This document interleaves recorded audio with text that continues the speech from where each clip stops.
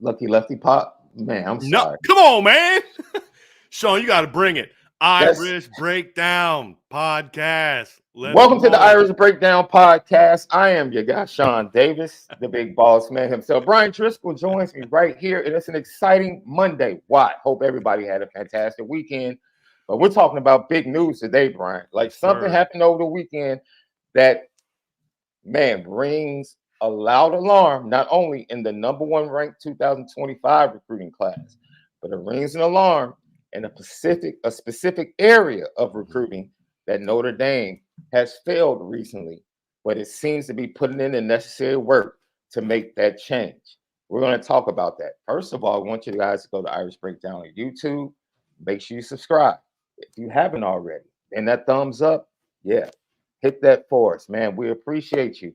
Make sure you hit the notification bell. Every time we go live, you'll know. And then make sure that you share the Irish Breakdown. No one covers Notre Dame like Irish Breakdown.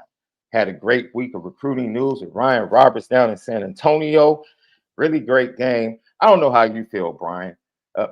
For most of the game, I was like, these games really haven't been up to snuff recently. Mm-hmm. And I think you can kind of relate it to the quarterback play. Oh, especially in this game, because most in of this game, like CJ Carr was supposed to play in the game, but he's right. at Notre Dame now, and a lot of the top quarterbacks just chose not to play in All-Star games. Yeah. To be honest, I mean, Dylan Raiola, I don't think he played in either one of the games. I don't think Aaron Nolan played in either one of the games. No. There's I think DJ Lagway played in the Under Armour game and struggled, but just a lot of the top quarterbacks didn't play in these games, and so quarterback play was a little spotty. Just the way they structure practices is different than what it used to be. It's just not as entertaining for me, to be honest with you, as it used to be. The games aren't as competitive, and not score wise, but just the way they're played as they used to be. It's kind of turned into the Pro Bowl, to be honest with you. I mean, they've made the rules are similar to what they've always been, but it's I don't know. It's kind of a boring game. No running, like hardly any running. Just running backs all over the yard. Yeah, might as well not even participate. Just make it 7-on-7 at this point. Right. Put an extra tight end back there to pass block, and you're good to go. But, so we're going to talk. I'm sure we're going to get into that. We have Mailbag today, so we'll get to that in the second half of the show. But we have to start the show off by talking about Notre Dame receiving a great commitment in the 2025 class that further solidifies the 12th commitment of the class and further solidifies Notre Dame being ranked number one on 2 recruiting services and number 3 on another service. That one is junk, by the way, because you're referring to on 3. Garbage, how they do their rankings. Garbage, but that's a different story for a different day. So you lock that in, and Christopher Burgess Jr. out of Chicago, Simeon, committed live at the All-American Bowl, picking Notre Dame over Alabama, Ohio State, and Michigan. And let's talk about the backstory to this commitment. First of all, BD, it is something that went from being solidified to a lot of people to, what's going on, to the Irish finally being the school that he chose to play for. Well, it's really interesting, Sean, because very early on, Christopher was adamant when he talked to Ryan about, look, I'm not in any hurry to make a decision. And then just kind of like out of nowhere, he announces he's going to be committing in January 6th. I think he did this back in November, I believe, is when he did it. And at the time, Notre Dame was in a pretty good place. Like they were definitely trending in the right direction. He was saying all the right things. Well, it's kind of similar to a recruitment that happened with another kid from Chicago a year ago. He's going to commit early, around the same time. Remember, it was in January. And Notre Dame's the perceived team to beat. And that's when all the schools said, okay, now we know who we have to beat. And 2 schools in particular made a very, very hard run. Number 1 is Michigan, and number 2 is Ohio State. And I'm going to talk about Michigan first because there's some stuff coming out that's total BS from someone who's just not reputable, in my opinion, saying that Michigan didn't really want and they'd take him if he wanted to come. That's bull crap. Michigan made a very hard push for Christopher Burgess, but I don't know what it is, Sean, right now, but they are not able to turn what they're doing on the field into the recruiting success you'd think that they would. Like if Marcus Freeman goes to 3 straight playoffs, Final Fours, nobody's beating him on the recruiting trail. Nobody. And I think with all the other drama going around the program, it's just been harder to the constant. They've been in the playoff 3 years, and 2 of those 3 years, the assumption at the end of the year is Harbaugh's leaving. I think that's factored into it as well, but they haven't turned it into it. And the team that really got in Christopher's ear and made an impact and is who I mean, this is what they do. So Ohio State, they did a really good job of kind of I don't say tearing Notre Dame down because I don't know that they did that. I just know the people involved in the recruitment have a history of doing that. But they also sold their vision, playing for Larry Johnson. Look at the draft picks. Look at this. Look at that. The current team is pretty good. But Notre Dame this time fended off the Buckeyes for the top Chicago D linemen. Like last year they didn't. This year, Al Washington, Chad Bowden, Marcus Freeman, all of them were prepared for it. And here's the thing, they had a much better message this time. Why? Because this time Al Washington and Marcus Freeman and Chad Bowden could point to the product that Al Washington put on the field. Didn't really have that last year. Now it's, yeah, we had Isaiah Foskey, but look what we did this year. Look what we did with Javante Jean-Baptiste. Kid doesn't do anything at Ohio State. They don't develop him. They don't coach him. He's barely a backup. He comes here. He's a 10.5 tackle for loss, 5-sack guy that's going to get drafted in the NFL. Right? Look what we did with Riley Mills and Howard Cross. Turn Howard Cross, 6 foot, 280 pounds, into a second-team All-American. Right? Like there's such a better product on the field. Yes, Ohio State had a great defense this year, but Notre Dame is right there with him in every statistical category this year. And it allowed them to say, hey, we can go with them toe-to-toe right now on what we're putting on the field on defense. And imagine what we could do if we get a guy like you in here to build around. Right. So that pitch was much better. And they were just more prepared. And it's 2 different kids and 2 different families.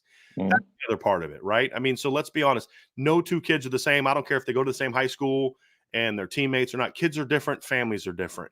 In this instance, you had a family that was very pro Notre Dame, as you have found out, Sean. You and I discussed this, especially Christopher's mom, very pro Notre Dame. So there was always sort of a leaning in that direction. But Notre Dame had to do the work. And Al Washington, Marcus Freeman, Chad Bowden, all of them. I asked about this yesterday just to make sure I'm clear on the intel I was putting out. Because Christopher had said, Al Washington did a really good job, but you always want to find out. And what I was told by my sources is, dude, this was an army. Like it took an army to get this one done. We didn't put it on Marcus Freeman's shoulders alone. We didn't put it on Chad Bowden's shoulders alone. And we didn't put it on Al Washington's shoulders alone, because that's not how you need to recruit against top kids. And because that's what Ohio State did with Justin Scott last year, and Miami did. They threw the kitchen sink at him. Mm-hmm. Notre Dame was not going to allow that to happen again. And so the entire staff did a great job. But again, at the end of the day, Freeman can say whatever he wants. Bowden can say whatever he wants. If Al Washington also doesn't do a good job here and doesn't have a product, an on-field product to sell like he had this year, then I don't know that it works. And so we gave him a very hard time a year ago, this same time, for the job that he did. Since then, he's kicking butt, man. You can't deny that. And that's all we ask. Look, I'm going to criticize you when you don't do a good job. He didn't do a good job there. I'll praise you when you do a good job. And since then, I mean, he's rolling. I mean, Bryce Young, Logan Thomas, Cole Mullins. I mean, they got a 5-man D line. They got 12 commits in the 2023-5 class right now. 5 of them are defensive linemen. Yeah. And they're all ranked as 4 stars by at least one service. Yeah. And now this is the best of the bunch in Christopher Burgess. So the staff did a great job of putting in the work, Sean. And I know you found out a lot about this too, because you and I talked and you confirmed what you're hearing from coaches in Chicago, which is the 2 Big Ten schools in the Midwest made a very hard push. And going into this last week, there was a lot of uncertainty about which direction he would go. Notre Dame had to close well, and they absolutely did. They knocked it out of the park. And Christopher is now committed to Notre Dame. And this wasn't a deal where his family pushed him to this. Mm-hmm. Notre Dame had to sell him on the vision that mom and dad had bought into, and they did. And that was why Notre Dame won this battle in the end. And it is a big, big win. Now we'll get into him as a player, and he's raw, and there's a lot but this is a high upside kid. But they went into a Chicago public league and beat Michigan and Ohio State for this kid. Yeah. This is not the kind of battle Notre Dame has been winning very often. No. Chicago wins they've had are the kids in Glen Ellen and Lake Forest and the suburbs outside of Chicago. Totally different mindset. Exactly. This is going into the city, into a public school, and saying, this is the vision we have for you on and off the field. And they did it, and they landed a big commitment. And beating Ohio State again is huge, because this is now 4 big wins in a row. They lost for Justin Scott, Anthony Stover, and Peyton Pierce last year. Like 3 big losses in a row. Yeah. Since then, they've beat him for Kingston Viliama Asa. They've beat him for Gearby Lambert. They beat him for Riley Leonard. And don't let Ohio State people try to tell you that they didn't make a hard push at Riley Leonard. Believe me, they took a poor man's Riley Leonard is who they end up getting. Okay, they wanted Riley Leonard, and now they've beat him for Christopher Burgess. Now, look, Ohio State's going to still beat Notre Dame for some kids, but Notre Dame used to get their butt kicked by Ohio State for anyone that they wanted, and they're starting to rack up some wins. That is a huge development for Notre Dame. And beating Michigan in Chicago, which they've now done in the last year and a half for 2 huge pickups, Cam Williams and now Christopher Burgess, is huge, because Michigan had been kicking the mess out of Notre Dame for about a decade when it came to Chicago kids, Sean. And so that's also a big, big, big pickup. It makes this impact, this commitment, even more impactful, in my opinion. And I think it speaks to, I talked to Howard Griffith, and Howard Griffith said, look, we're in a special era in Chicago football. Like, you get these 7 to 10 year pockets in Chicago. Chicago's not like Florida. It's not like California, where you just consistently every year. You might dip a little bit, but you have a nice level of talent. Chicago, when it comes to football, is more about pockets, right? Because it's a place where a lot of people will leave, go south, but then people will start to come back, and you starting to see an influx of more people that had left coming back to the state, because there are jobs and corporations coming to the state and coming to the Chicagoland area. So with that being said, families are coming back, and that means more athletes end up coming back. And with that being said, you see the talent, and there's a burst of talent coming in the next 3 to 4 years, and people see it. Coaches see it. I had a conversation with you, just a backstory, like, yo, there's a Power 5 coach that is literally investing in real estate just to make sure that they're here to take advantage of the talent that's going to be here over the next 3 to 4 years. And like I said, you tapped on it. Look, I'm just telling you how it is. If you're going to recruit in Chicago, and specifically public school kids, you're going to have to do the most. They're not impressed. They might, look, Marcus Freeman showed up, and initially it's going to make an impact. It made an impact with the other prospect last year in January. Made an initial impact. But if you're not willing to follow that up and put in the work and do the most, you're not getting a Chicago kid. And I'm sorry. That's just the way, it's the way it is for Chicago kids in football, and it's definitely that way with Chicago kids in basketball. It's just the way it is. It's the way recruiting in Chicago has always been, and nothing has changed. And if you're not willing to at least put in the grind to be number 1 or at least number 2 with the best kids in Chicago and the best kids in the state of Illinois, then you're doing your program a disservice. And by getting this kid early, and I think the situation surrounding him at Simeon, losing his mentor, losing his head coach, that was pretty much the spearhead along with his parents and his recruiting, that kind of pushed the family and him to want to end things early, which at the end, I think ultimately helped Notre Dame. I really do think it was a positive to help Notre Dame. So that's just the backstory on the Christopher Burgess Jr.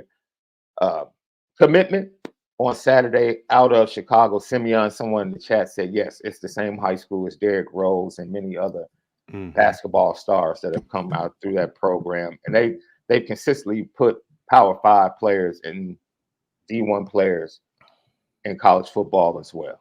It's a city football factory. Yep. It's been known that for at least 2 decades. All right. Class impact. Yeah. Class impact. You put up a great article about this as well. Go check it out over at Irish Breakdown. .com. Oh yeah, I'm sorry. .com. It's all good.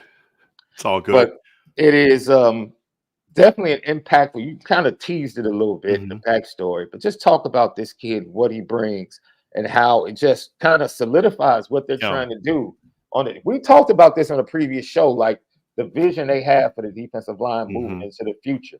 You can start to see that come into like manifestation a little bit with this 25 class. He is a great example of that, but the whole class is this way for edge players. It is not hard to see where Marcus Freeman wants to take this team, but especially on defense. And we've talked a lot about this. There are certain positions where it's very clear that Marcus Freeman values length over everything else and upside over everything else. And Christopher Burgess, to me, is a perfect example of that, Sean. He's a 6'4 plus kid, very long arms, 240, great frame, very good athlete, just really raw, right? And that's where you've got to have faith that you have a coach that can coach that up, and Marcus Freeman has that now, Washington. And he gives you a big-bodied kid at 6'4", 240 that's going to play that defensive end position. So there's the defensive end position and then the Viper. This is the defensive end. This is that field end, that big end position. Now, this gives them, number one, a high-level player at that position for a second year in a row with Bryce Young. And so where you're sure, you feel good about them staying on the edge, where the big ends in the 23 class, which are really good, Brendan Vernon, Boubacar is currently playing Viper, but you had Brendan Vernon, and you had Armel Mukam. Armel Mukam's already moved inside, and Brendan Vernon may also move inside. So that's why I mean 2 in a row, not 3 in a row, even though Brendan Vernon was another highly ranked kid, because he may still move inside. But for now, obviously, so you're starting to stack up year after year. So you had Tyson Ford in the 22 class, Brendan Vernon, maybe Boubacar in 23. The 22 class also now has Josh Burnham. So what you've done is you've greatly increased the odds that you're going to be very good at this position moving forward. Whether it's Tyson Ford, whether it's Josh Burnham, whether it's Josh Burnham, Brendan Vernon, whether it's Bryce Young, whether it's Chris Burgess, you're starting to stack up big time talent at this defensive end position, number one. Number two, specifically looking at this particular class and the makeup of this class. What this does is 2 things. Now, with CJ May, they kind of view him as a hybrid guy. Can play Viper, not hybrid, a versatile guy that can play Viper. And right now his body's more built for Viper, but they think he's got a huge frame and could eventually also be like Josh Burnham, that he could play both sides. So that's number one.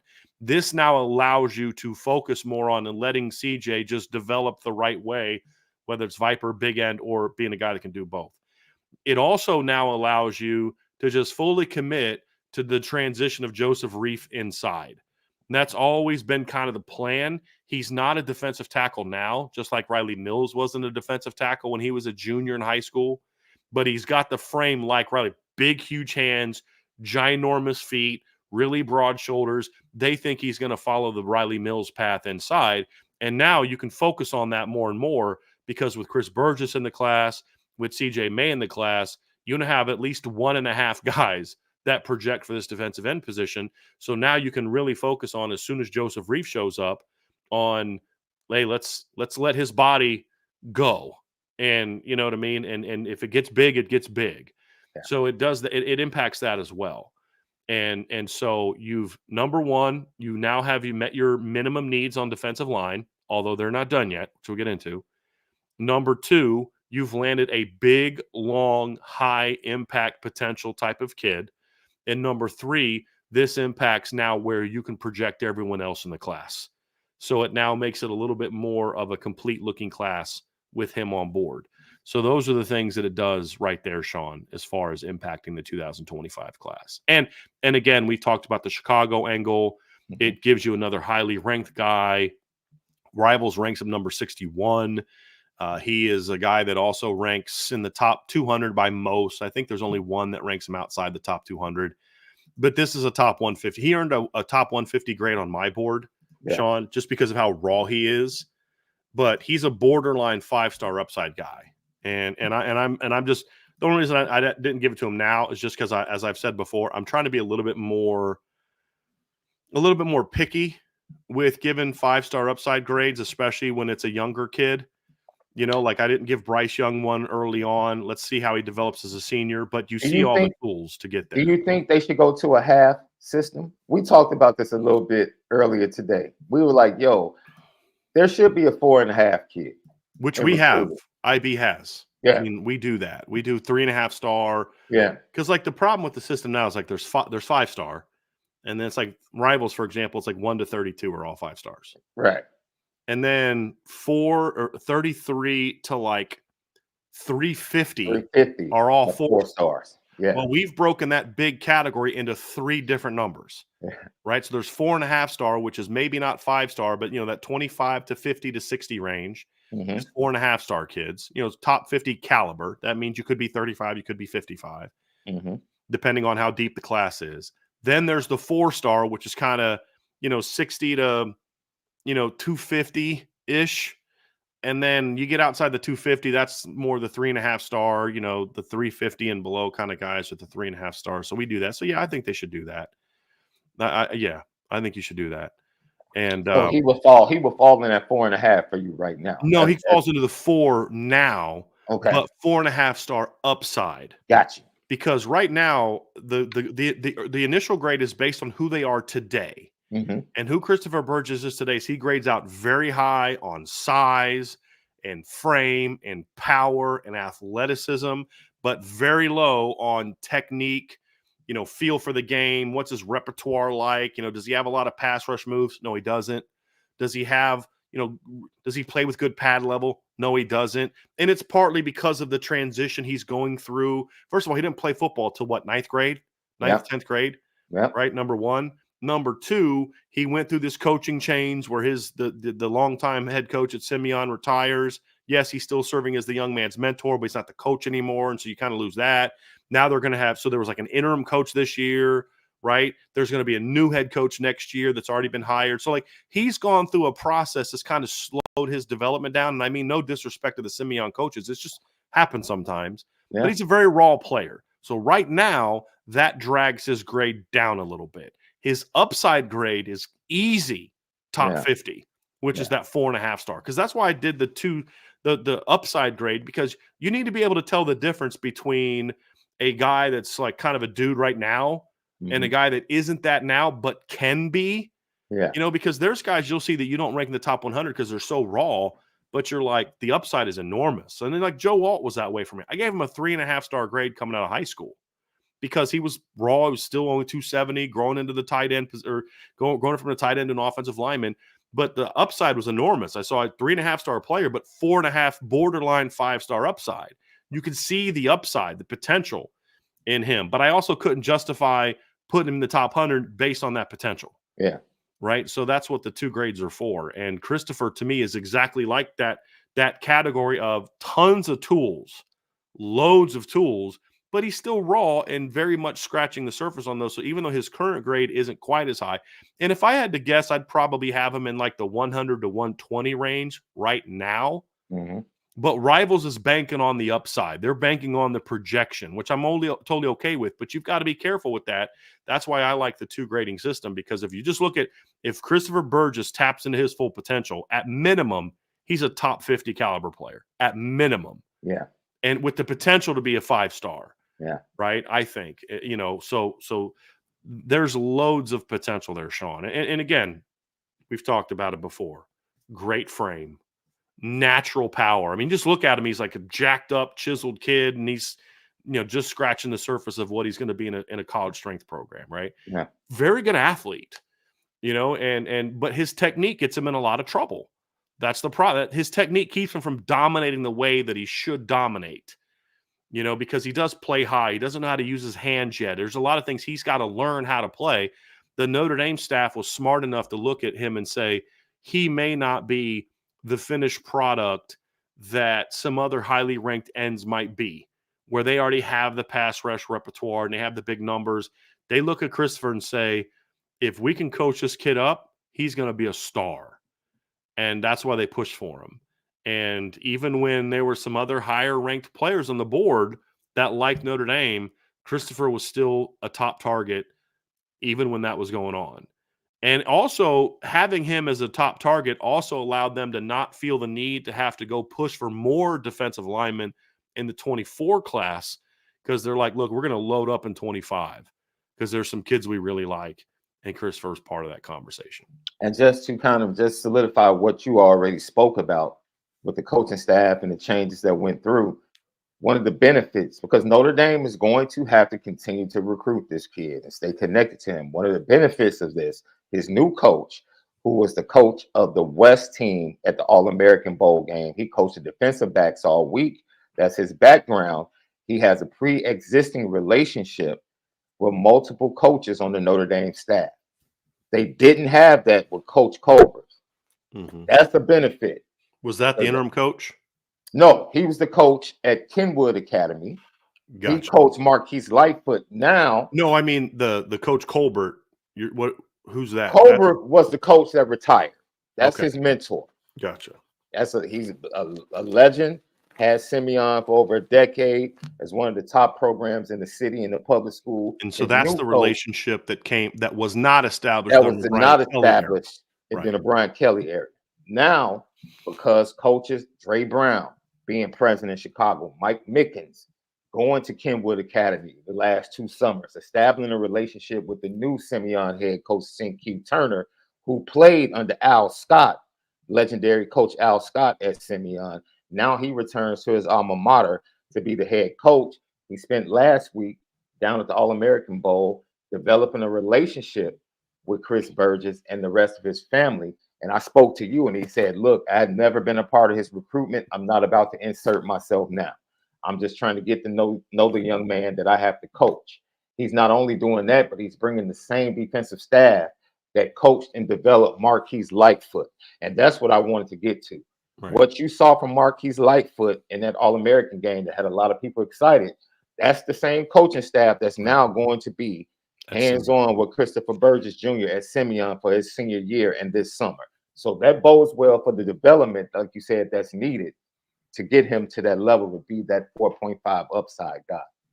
And with all due respect to Marquise Lightfoot, he does not have, in my opinion, Christopher Burgess's God-given physical tools. He doesn't, in my opinion. He's not as big.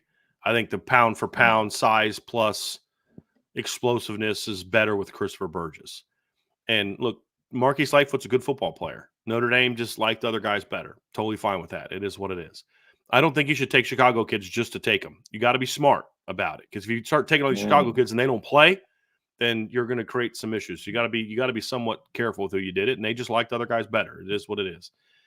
So to me, I look at this and say, Sean, like you've got this big pickup, and it's another just a strong pickup in Chicago. Notre Dame signed 1 kid from Illinois last year, 1, Cam Williams. They've got 3 from the Chicago area at large in the class now. You really could technically say 4 because they moved, but Flanagan started. That's true. In the Chicago area as a youngster, and then they moved to Wisconsin. So, right.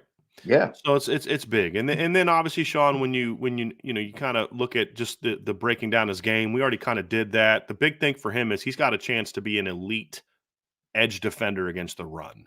The part of his game that needs the most work is going to be enhancing his pass rushing repertoire. That, to me, is the thing that more than anything else, his lack of technique impacts and drags his current grade down. My thought, however, and the reason I'm fired up about this commitment, even though I don't grade him right now as a top 100 guy or top 50 guy right now because of that technique, but what has me fired up is because he is so raw and there is so much room for growth.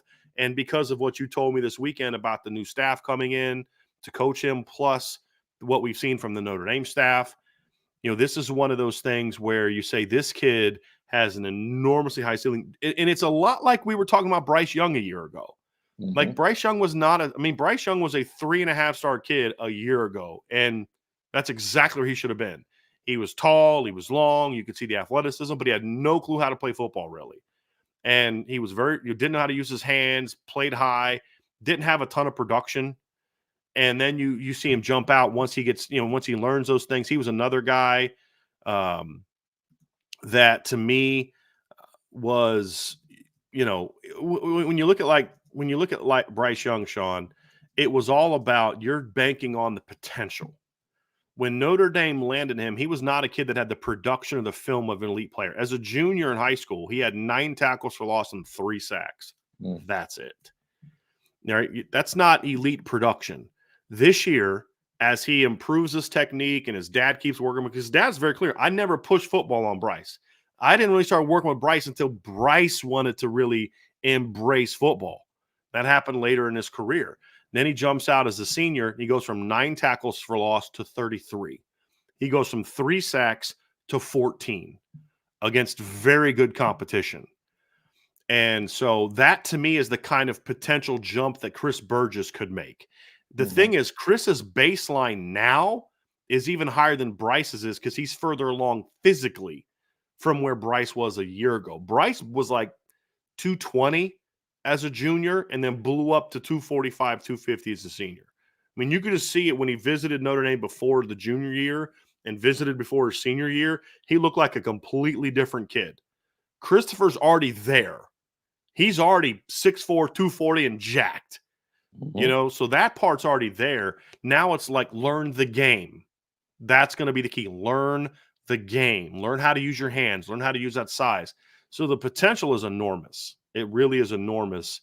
And that's where we start getting excited about it, to me.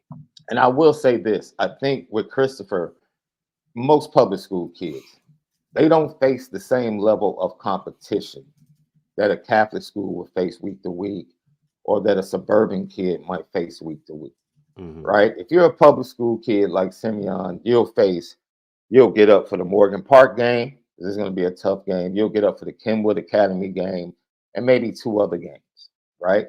And then maybe you have a suburban school in the preseason before you get to conference play. But the consistency, if you're like a Brother Rice or Mount Carmel, where you know, Brother Rice plays Mount Carmel, Brother Rice plays St. Ignatius, Brother Rice plays Loyola Academy, they play De La Salle. Like every week, they're playing one of the top teams in the state, and that's who you get to play against. And for him, I think that's part of the development, right? You know, he really is, when he's on the football field at Simeon, he's probably the best player. And there's probably really no one else at left tackle that can really sharpen him. So I will be very excited to see how the coaching staff and the coaching change. Because I think this coaching staff and what Q Turner did, taking a program at Kenwood Academy that was never known for football, ever, until he got there, and quickly created the best football program in the city, according to most, in a span of 4 to 5 years. What he did, you take his background, his coaching staff now going to Simeon, where there are plenty of athletes every year. I'm excited about the impact they can have on Christopher Burgess. And like you said, if you see this kid, the trunks he has for legs, yeah. Yo, he's a big boy. Oh yeah. Yeah, he's a big boy. Yeah. But he's not stiff. He's not unathletic. He's not just a big power guy that you're just going to immediately project to be an inside guy. Maybe he grows into an inside guy someday. Maybe that happens. But I like the idea of him being on the outside. And, you know, Bryce Young is a little bit more of a pass rusher. This kid's a little bit more of a run defender. And then they both need to build up those other parts. And you think of down the road, you think of the potential of, you went from Javante Jean-Baptiste and Nana Osafo-Mensah playing defensive end to, in 3 years, you could have it be Bryce Young and Christopher Burgess. You start getting pretty fired up, right? Because at the end of the day, Marcus Freeman has made very clear, we're going to be a line-driven team. You can't do offense. You can have good talent that's coached by Harry Heastan, and it becomes great talent or great production. But D-line, at the end of the day, to truly be Georgia, Bama when they were rolling, Clemson when they were rolling, you need elite players. You need elite talent. And they're starting to stack that up, right? But they're also being smart when you look at the class. Why'd they push for Joseph Reif and Dominic Hulak? Because it's not, you can't sign only 5 top 100 guys, because then 3 of them are going to transfer when they realize there are 2 guys ahead of them. You need to build a roster. Yeah. Right. And part of building a roster is sometimes getting that kid that's going to need 3 years to develop his body, but loves being part of the Notre Dame program. That Dominic Hulak type that'll do whatever you need me to do, coach, I'll do. You need me to be a special teams gunner for 4 years, I'll be a special teams gunner for 4 years. Right. Like, not every kid is recruited to be like, we have to understand as fans, the right way to build a team is not to do what Texas A&M did a couple years ago and recruit 9 front 7 players and 4 wide receivers, and then the rest of your class is not really made out well. You have like 7, 8 defensive linemen, 1 linebacker. But here's the problem. How many of those defensive linemen that were all highly ranked are still at Texas A&M? Most of them are gone because the guys that didn't win the starting jobs early bailed, right? Because they were all highly ranked guys. This is about building a team. One thing that Dabo did better than anybody else is he combined, I need to be able to do 3 things as a coach. I need to find the elite talent, which he did. I need to find the under-the-radar kids with elite potential, which he did. You think of the Isaiah Simmonses. And I need to recruit program guys that are going to be happy to do whatever we need them to do. And Marcus Freeman and Chad Bowden seem to understand the need for program guys. You hopefully can over-recruit them in your starting lineup, but these are the kind of kids that will do whatever you need them to do. I'll play special teams. I'll rush the passer. I'll do whatever you need. You need me to put on 30 pounds and move inside? I'll put in 30 pounds and move inside. You need guys like that. But at the end of the day, you can't only have those guys either. You need the big-time talents, and that's what Christopher Burgess is, and that's what they're still trying to add. One more piece. We'll wrap up with this, Sean. What's next? Right now, the final piece of this puzzle is Damian Shanklin, the Indianapolis defensive end from Warren Central. He's that viper. He's that high-level, twitchy, 6'4", 230, like long arms, athletic, high-ceiling kid that Notre Dame needs more on the viper. And if you can somehow put those 2 kids on the opposite ends, with C.J. May being able to do both, with Dom Hewlick being able to go front to back, do all those type of things, and you got Davion Dixon and eventually Joseph Reif inside, now all of a sudden you've put together an outstanding defensive class. That's the key. Now, whether or not they're going to recruit Jarquez Carter or not, we'll find out. I have some doubts about that. I'm not sure if that's the direction they're going to go. I don't know if they can get to 7 defensive linemen. I don't know how that's going to be. We'll see. But as of right now, here's the thing I know for a fact. We're talking defensive end. Damian Shanklin is the guy that they have wanted to put opposite Christopher Burgess for months. And then, like I said, have C.J. May be kind of that do everything kind of guy. That's the final key. You've got to be able to get Christopher Burgess and Damian Shanklin, because if you can get 2 of the 3 best defensive linemen from the North, which is what I think these 2 kids would be, Nathaniel Marshall being in that conversation as well, if you can get 2 of those 3 top Northern kids and who you have to beat out to get them, that's a huge, huge plus for Notre Dame. So that's what's next, Sean, is going to be going out and pushing for Damian Shanklin and getting him. I mean, the kid's name he goes by Dame. Come on, bro. You got to come to Notre Dame, right? Like, you're from Indiana. You go by Dame. I mean, it makes too much sense. I'm kidding, obviously, but that's the final piece to this, Sean. Before we get to the mailbag, that's going to be the final piece to this defensive line puzzle. If Al Washington can land Damian Shanklin, boy, I love this class, because you get the high ceiling kids with lots of upside. You've got some program guys in there that are really good players. It's a nice blend. It reminds me a lot of the Clemson classes that they used to get, where you get those highly ranked kids, and then there's a couple like, who's that kid? And then that kid ends up being like a 4-year depth player on your team. And then when Dexter Lawrence gets suspended for the playoff, that kid, the Niles Pinckney type, steps into the starting lineup, and you go win a title, even though your 5-star nose guard, who was a top 20 NFL draft pick, got suspended and missed both games. That's the kind of kid you need. That's what Dom Hewlick is. That's what C.J. May is. That's what Joseph Reif is, right? And then Christopher Burgess and hopefully Damian Shanklin and Davion Dixon can be the high ceiling guys. Well, that puts a wonderful bow on the commitment of one Christopher Burgess Jr. out of Chicago. Simeon, as always, we want you to go subscribe to Irish Breakdown. Make sure you lock in, hit the thumbs up, hit the like button, share, notification bell, all of that. And then for intel, go to boards at irishbreakdown.com. You'll get all of the intel, everything that Brian Driscoll, Brian Roberts, and myself, we drop over at the message board, and then lock in. If you want to read what we just talked about, that article about not only what's next, the class impact, and the backstory to the commitment of one Christopher Burgess Jr., it is right there available at irishbreakdown.com. That is the first part of what we're talking about today. The mailbag is coming up next. We'll get to it shortly right here on the Irish Breakdown podcast. We have Sean. We're going to kick things off on today's mailbag. We got 2 super chats from the same person. The first one was just a nice little super sticker from Richard Mott, and then Richard gave us another one with a question, and that's how we'll kick things off today. All right. Thank you, Richard. Who decides which running backs and wide receivers are on the field for each play? Say OC calls play. Does he decide who is on the field or someone else? Well, that depends on the staff, and it's different at different places. What you want to do, and this is the right way to do it, in my opinion, you need to have input from your coaching staff and your assistants during the week of practice. Hey, here's who my guys are at receiver. Okay, cool, let's roll. But then when you put the game plan together, the offensive coordinator needs to have the final say on, hey, when we go here, I want this kind of game, I want that kind of game. There needs to be a plan worked out from the staff that the running back coach knows, here's who we're playing and when. Okay, when we get to third down, I know it's my job to make sure I get Jabron Payne in the game because he's our third down back. When we get into short yardage, we've determined during the week, when we get in short yardage and we go 22 personnel,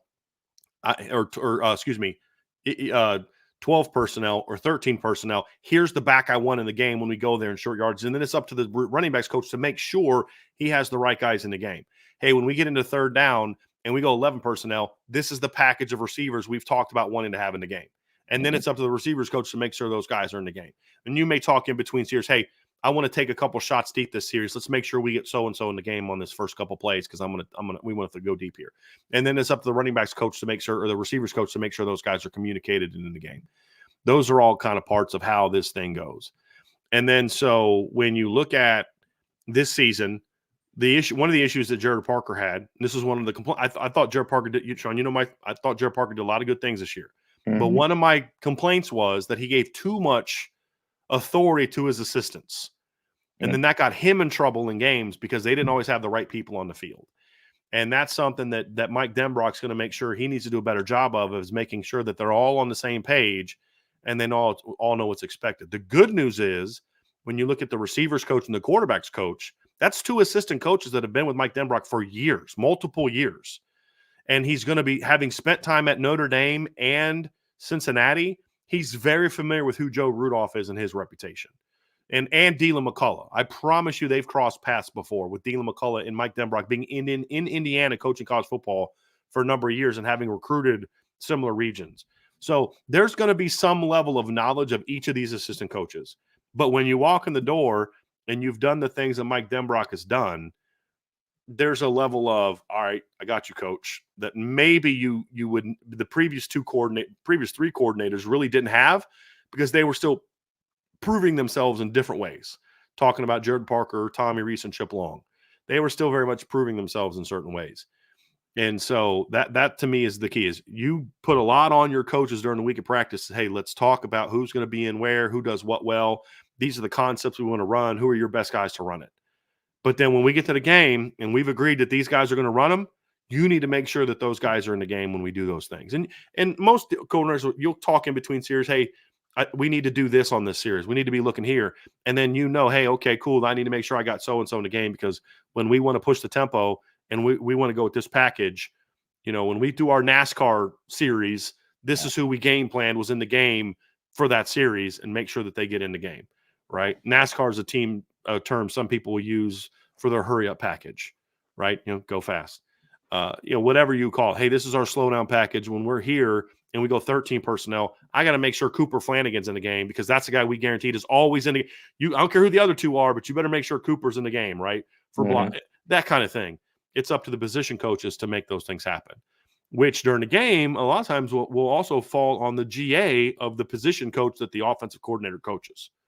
And so he'll be part of that process too. And that's where I've said in the past, Ryan Mahaffey did a great job under Mike Denbrock back in 14 and 15 as the GA on those teams, because Mike Denbrock gave him a lot of authority to coach and be responsible for, because he had to run the offense. It's, look, what the plan is. We got to make sure we're on the same page to get these guys in the game. It'll be kind of like that at tight end, whoever the tight end GA is. Yep. Moving for Notre Dame moving forward. Thank you for the super chat, Richard. Absolutely, man. Let's get back to the top here, Sean. All right. Irish blooded. Let's see. Back to back mailbag. Because we had one on Friday. Okay. I know you aren't a huge NFL guy, but if you had the call to take Williams first in the draft or give Fields a better target and take Harrison Jr. Sean, so this is obviously one you've spoken about in the past. I can only give you my opinion based on what I've heard about the players involved because I haven't watched Justin Fields. I've looked at his numbers, and the thing that I've said is Justin Fields, after the first 4 or 5 games, is a much different quarterback production-wise than he was. To me, here's my thing. I look at the Chicago Bears and what I know about the Bears, and again, this is a very from a distance opinion, and a lot of my research is done because of conversations Sean's been a part of. I'm like, well, let me look into this and see kind of what my thought is. The Bears have a lot of needs, and you can go get Caleb Williams, but everything around him, the head coach isn't any good, the OC is not very good, it's just the organization needs a lot of help, and to me, I feel like it's a situation where I would actually not do either of those guys for the number 1 pick. I'd trade down 3 or 4 spots and then get more picks because you're probably going to get a number 1 next year. Mm-hmm. And then you can still have 2 top 10 picks, get the best of whoever old tackles there at 4 or 5, wherever you trade down to, get Alt or Olu Fashanu. I would go with Joe Alt. And then at 10, there's going to be, if Marvin Harrison's not there, there's still going to be Malik Neighbors, Roma Dunze. There's still going to be somebody, a Brock Bowers, who could really fit well with Cole Kmet. Like, that's the thing is if you take Brock Bowers, you don't have to get rid of Cole Kmet because you can do a lot of 2 tight end stuff. Cole Kmet's a little bit more traditional in his size and route running. Brock Wright's almost like a hybrid wide receiver, tight end kind of guy. Or if you want to take a more pure receiver, because I look at it like this, if you give Justin Fields and what I know of him, what little studying I've done of him, the right tackle from Tennessee that they got last year, Joe Walt at left tackle this year, DJ Moore, I believe, is still with the Bears next year, correct? He's under contract. You got him plus Cole Kmet. You add that left tackle, plus you go get either, let's say, Malik Neighbors or Roma Dunze, one of those 2 guys, because then their other pick like 9 or 10, right? You go 1 and 9. 1 and 9. So let's say you trade down to 4, you get Joe Walt, you pick up a first next year, you're sitting there at 9. One of Roma Dunze or Malik Neighbors is going to be there. You add those 2 with Darnell Wright, with Cole Kmet, with DJ Moore. Now, all of a sudden, you can find out if Justin Fields is that guy or not. Because, guys, there's going to be another Caleb Williams that's going to come along in a few years if Justin Fields is not that guy. Caleb Williams is a very talented player. To me, he's not a generational player from the standpoint of you're not going to have a quarterback come along like him in 10 years. Like maybe you could have argued Peyton Manning was, or maybe you could have argued Andrew Luck was, a John Elway. He's not that, in my opinion. He's still the best quarterback in this draft class, in my view, as well. But he's not that kind of player that you're like, he's so good that you can't, like last year. Like, I never understood Carolina giving up everything they went up to go up to number 1 to get Bryce Young. I like Bryce Young a lot, but he's not a generational quarterback that you sacrifice all that for to go get, especially when you've got a C.J. Stroud in the draft class, right? It's like I never understood. Didn't the Bears trade up to get Mitch Trubisky? Oh, please don't. In the same draft class, we have Pat. Even if Mitch Trubisky was what they thought he was, you don't give that up when there's also Pat Mahomes and Deshaun Watson in that same draft class. For what we thought they were then, not even what they've become, but just kind of what we thought they were then. I'm a big believer in pieces. And as a Denver Bronco fan, I'm very sensitive to that because, Sean, you and I were talking about this before the show. John Elway went to 3 Super Bowls with not much around him. Then they finally put good pieces around him later in his career, and he wins 2 Super Bowls when he's physically not the same quarterback he was before. And I've always said if you had a better organization around him early, that put better pieces around him early, I mean, you're talking about a guy that could have won 4 or 5 Super Bowls. Yeah. That's how good he was. At the end of the day, it does not matter how good you are as a quarterback. Look at what Pat Mahomes is going through this year. Elite generational talent. But he's lost a lot of weapons. One of his weapons is getting older, and he's distracted, right? And all of a sudden, Pat Mahomes looks human. Did Pat Mahomes at his age all of a sudden stop being a good quarterback? Or, I don't care how great you are, you need weapons. You need a team around you. That's the facts. No, I mean, right. I get that. And they're still going to, I think he looks more human because the pieces around him aren't as good because you can't, Sean, you can't catch your own passes. Yeah. You can't block for yourself. That's my point. It's like you finally give John Elway, Rod Smith, and Shannon Sharp, and Ed McCaffrey, and Gary Zimmerman, and Tony Jones, and Mark Schlereth, and Brian Habib, and Tom Nalen, and Terrell Davis in a decent defense. All of a sudden, John Elway can't be beat. He beats Brett Favre. The next year, they go 14-2. They almost, they get all the way to 13-0, 14-0, actually, 13-0 before they lost to the Giants. Yeah. Going to the playoff, whoop the Dolphins, beat the Jets by 2 touchdowns, play the 14-2 Falcons, whoop their butts, and he's 38 years old, right? John Elway didn't win until they finally put pieces around him. Exactly, right? That's like Joe Montana had, right. every quarterback that's won. It's like, why didn't Barry Sanders ever get to the Super Bowl? Because he never had a team good enough to get there. You can't do it by yourself. And that's my thing is I would just like to see what Justin Fields can do with a better supporting cast and in an organization that says, hey, dude, you're our guy. And if the Bears choose not to take Caleb Williams, that is a commitment to say, you're our guy. And if he's not your guy, you have great pieces to then go find a quarterback in the next couple draft classes to then put into a system that's cooking. You get what I'm saying, Sean? So, to me, you commit to Justin, but if he isn't that guy, then, okay, in 2 years, you're still in the top 10, but you got these really good young pieces around him to plug that quarterback into. And that's kind of the way I look at it. That's what I would do. And I know you're very similar in that thought process as far as keeping Justin and not taking Caleb. No, because there's other things to fix. Honestly, they're a bad organization. It doesn't make a difference until the organizational structure changes.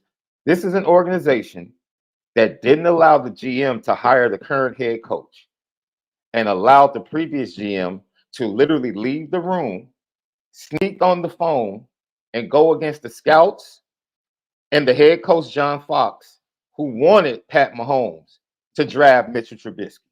There's no checks and balances, none. And when you get rogue stuff like that, where the owner is hiring the head coach instead of the GM, and then you don't have checks and balances on the GM that can go rogue and make one of the worst decisions in the world when you're sitting pretty to get 2 elite quarterbacks, and you end up with the clunker of the group. Bringing in Williams isn't changing that. It's not changing that. And they've already proven that they don't know how to put talent around Justin Fields. They lucked into the first pick last year and got DJ Moore, right? But they still haven't figured out the offensive line. The offensive line is awful. Awful. And even if they picked up extra picks and traded down, they wouldn't take Joe Alt. They wouldn't. They wouldn't solidify. They will stick with this average offensive line and have Justin Fields come back. And what they're about to do, if they bring in Caleb Williams, they're going to bring Caleb and Williams in with a coach that is a lame duck head coach, that if he fails next year, he's going to be gone. And they're going to do the same thing they did to Justin Fields. They're going to force a young quarterback in his second year to switch over to a new head coach, new OC, and a new system. It's a bad organization. All the teams you mentioned, Brian, in your examples, became good. The Broncos finally became a good organization. And what happened? And they were always solid. But they became like, yo, this is the way you win games. Good organizations know how to build around quarterbacks. Because what did they do, right? They went out and traded for Gary Zimmerman, right? They went out and signed Mark Schlereth. They drafted Terrell Davis. Now, they didn't think Terrell was going to turn into what he was, but still, they liked him. They went out and drafted Rod Smith and Shannon Sharp, signed Ed McCaffrey outside, went out and drafted John Mobley, but then went out and signed Neil Smith and Alfred Williams. Went out and signed Ray Crockett, traded for Darian Harper. You still had Steve Smith that had always been around. You still had Tyrone Braxton who'd always been around. So there's always this combination of you got to go get the right pieces and you got to draft well. And that later Broncos organization did a pretty good job of that. But they finally said, we're not going to ask John to be it. We're gonna put pieces around him, and we saw what happened. But it's the same thing in New England. Early on, Tom Brady had good pieces around him, but he had great defenses. Later on, they focused more on putting the offensive pieces around him. Right. And they won. The Indianapolis Colts. I mean, You say, well, Peyton Manning had great players around him. That's why he was so good. Well, yeah, that's not an insult to him. Yeah. You give him pieces, and he's gonna make everybody be the best that they can be, and that's what you need to do. And like you said, somebody put some in the chat. The Bears have been rebuilding since 1985. I thought that 1986. I thought that was great. I think at the beginning of the Lovie Smith era, I don't know what took place, but it seemed like, especially from a draft standpoint, you're talking about, they got Tommy Harris, they got Brian Urlacher, they got Lance Briggs. Yeah. Like they were hitting. Like wasn't Cedric Tillman on that team too? Cedric Tillman was not. Did he come later? Not Cedric. Is it Cedric Tillman? Yeah, Benson, Cedric Benson, and then I was talking about the corner. Peanut Tillman. But his name's Cedric, isn't Charles. His name's Charles. Okay. Charles Tillman. Yeah. But I thought when you said Tillman, I don't know. You said Cedric. No, you're Benson, good. Yeah, Charles Tillman. Yeah, you're correct. You know, and then they had John Tate and Reuben Brown at tackles. It's like, dude, if you're going to win, the trenches have football. This is GM 101, high school coach 101, college recruiting 101. If you want to win, build the trenches. Guys, it happens. Look, Sean, Cedric Williams, year one, better team around, or Cedric Williams, Caleb Williams, year one at USC, great, pretty good stuff around him, right? They lose a lot of those players. Same guy, same system. They're a 7-5 football team. I don't care who you are, quarterback. You need pieces around you. You just do. And if you don't, you're just not going to be that good. And so at the end of the day, I believe that's what I think that they should do. And Sean, you and I are on the same page on that one. All right, let's get to some more questions. We got some Notre Dame questions coming up. 99 problems, but BK ain't one. Thank you for the mailbag. What would an ideal 2025 recruiting class look like by position group? By ideal, I don't necessarily mean what you think the ND staff would do, but what you would do while still being realistic. Well, I mean, gosh, they're probably halfway to their recruiting class, right? I mean, so to me, I personally, some people aren't going to like this. Obviously, you look at, they've got the quarterback in place. They've got the tight end in place. There's some positions where Notre Dame is in a good place, right, with the 25 class. I like the D-line class. I would go after Damian Shanklin. I've talked about that. I would keep my eyes open for a D tackle to emerge. The problem is it's not a great D tackle class. And as much as I like Jarquez Carter, I think he's a dude. He is a little undersized, and that kind of concerns me just a tad. But to me, I would still see if there's any stud running backs out there that you could eventually maybe flip. At receiver, I would go hard after Dalen McCutcheon. I'd go hard after Derek Meadows. I'd go hard after Cooper Perry. I'd go hard after Quincy Porter. I'd go hard after Taylon Taylor. I'd go hard after Raiden Vines Bright. Those 6, and give me 3 of them. That would be my goal. Did I say Cooper Perry? Because Cooper Perry would be in that conversation for me. Yep. Offensive line, I mean, you've already got Will Black in the class between Marty Augustine, Jack Lang, Owen Strebig, and Josh Petty. I would take at least two of those guys. But honestly, I'd load up. If I could take all of them, I'd take all of them. 4-man class. I really would. I'd take Matty Augustine. I'd take Josh Lang. I'd take Owen Strebig. And then I'd still keep recruiting Josh Petty. Probably not going to get him, but I'd still recruit him. So to me, that's kind of how some people kill me. Brandon, yes, I know they have undersized guys in their roster, but you can't keep recruiting undersized players. And those guys were primarily recruited to be backups. At some point in time, you have to get bigger. And how many titles has Notre Dame won with all those undersized defensive tackles on their team? Right? You're not getting under 100 yards. Yes, they're trying to build to something. Yeah. But that's what I would do. Offensive line, linebacker class. I'd recruit the heck out of Marco Jones, knowing that he might eventually grow into a defensive end too. But I would recruit him very hard. I would recruit Anthony Saka very hard. I love that kid. I'd recruit Nathaniel Owusu-Boateng very hard. I would recruit Noah McHale very hard. Gavin Nix, I'm kind of back and forth. I love his film, but he's just a little on the short side for me. And then I got to watch Brett Clatterball's junior film. I haven't watched his junior film a lot. I some people I know like it. I would go for a third safety if you get Ethan Long tonight, which we'll talk about. We have questions about that. I'd still recruit Jadon Blair. And then cornerback, I'm putting all my eggs into a trio of Dallas Golden, Devin Williams, and Mark Zachary, and I'd take the first two that want to come. And if you really, really hit it, then you're taking – that means you get Dallas Golden. I think Dallas Golden is a dude. I would love to get a Dallas Golden. I mean, that's one heck of a class to me right there, Sean. Yeah, I think you got the class up to like 25. To me, get 6 receivers that you're recruiting. You take 3. Yeah. You go 4 offensive linemen. So that's a quarterback, 2 running backs, a tight end, 2 receivers, 4 offensive lines, that's 11. You're going to take 6 defensive linemen, that's 17. 3 linebackers, that's 20. 3 safeties, get to 26. To me, that's where they need to load up in this class. Yeah. Because then there's some older players that you don't bring back for 5th years. You're going to have some transfers, and it's a deep, deep class. I would load up on this class. And knowing, look, guys, here's the reality. Somebody from this current class is going to decommit.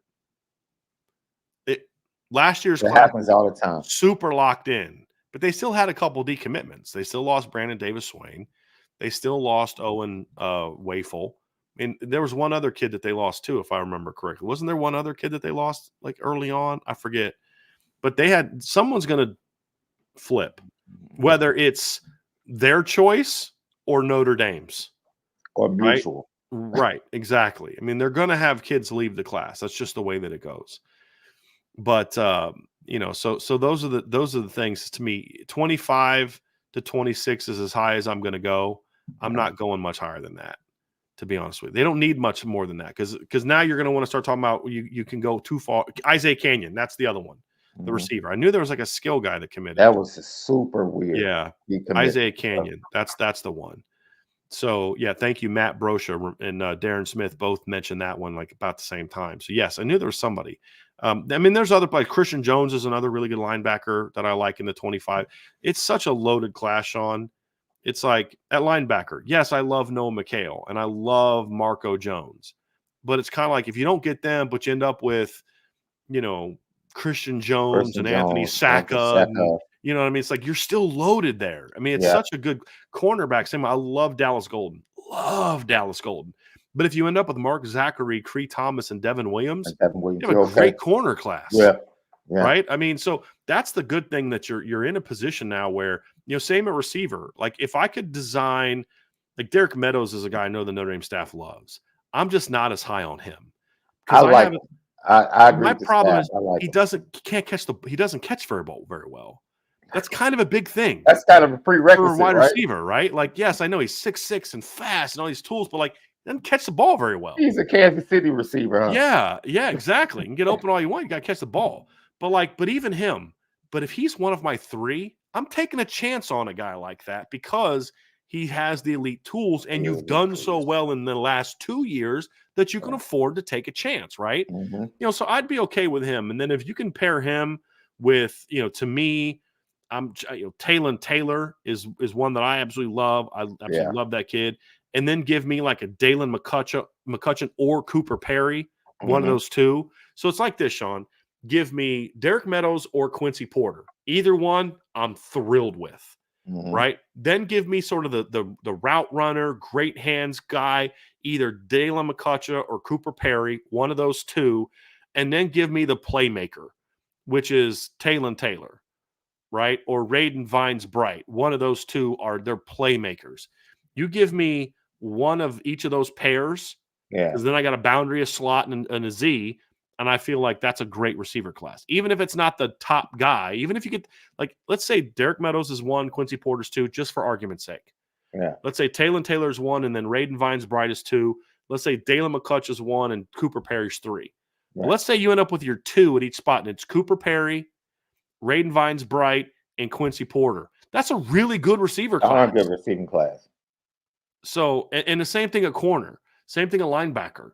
They're after such a high level of player that even if they don't get their top guys, they're still getting really good players. And they got their top guy at quarterback. They got their top guy at tight end. They got one of their top guys at corner already. They got their top big end. So they've landed some of their top guys already. Now, Davion Dixon's a guy I know that they're incredibly high on. That's going to end up being a much bigger pickup than people realize because he's a good football player, but it's also a very weak defensive tackle class. And a lot of the D tackles out there are undersized kids, which they're just not really trying to add a whole lot more to. That's the interesting thing, right? Yeah. In a very fertile wide receiver group in 25, you now have a new archetype. So now we get to watch Mike Brown and see what his preferences are. Because this is all about evaluation.